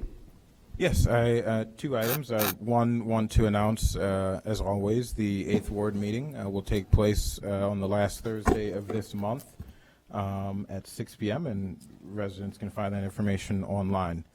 I do have, and please indulge me, colleagues, one very quick motion to make, and I apologize. I did not have an opportunity to call folks about this, but in light of our president, President Biden, pardoning all cannabis possession charges at the federal level, I do think it's appropriate that, following the leadership of our, in this case, I've said this about some governors that I was being sarcastic about, but in this case, our great president, following that leadership and understanding that the war on drugs is on certain controlled substances has disproportionately impacted the black community, the brown community, has been a drag on resources. I would like for this body to review and eliminate from our code and make amendments to Title IX, Chapter 5, which is an ordinance that makes simple possession of cannabis inside of this building, inside of a public park, an arrestable offense. And so I would, like us, and I would like us to have an opportunity to have our new police chief look into this and provide her insight on this matter. But I do think, given that at the federal level, our president has pardoned folks for simple possession, and our drug administration is looking into reclassification of cannabis down from a Schedule I controlled substance to whatever they deem is appropriate. I think it makes sense that in Evanston we no longer arrest people for simple possession of cannabis in a public building in a park if they are not consuming it or doing something else that would be detrimental to the community. And so I would like to place a special order of business on the council agenda for the also the second meeting in November to give the new chief plenty of time to look at this. That would make amendments to Title IX, Chapter 5. This has been drawn up already by the law department, and so I move that we follow the leadership of our president and end the practice of arresting people for mere possession of cannabis. Council Member Reed moves to place a special order of business on the second November meeting to discuss changes to Title IX, Section 5 of the City Code. Is there a second? Only because I fully understand this issue. We discussed it in committee and maybe at council. I can't remember.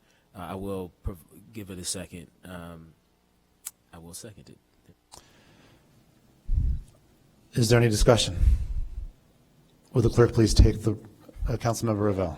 I just have a question about the process. I mean, is this really the way to, I mean, I'm happy to have us discuss this, but is it okay for us to make motions like this? So this is totally in order. The rules allow a member of council to make a motion to create a special order of business as a part of call of the wards. I think there's a very legitimate question about whether it's the right way to make policy, but it's certainly in order, and then all of you will have to make a decision about whether this is the right way to make policy. Councilmember Hadakaris. Just a point of information. When's the next Human Services Committee?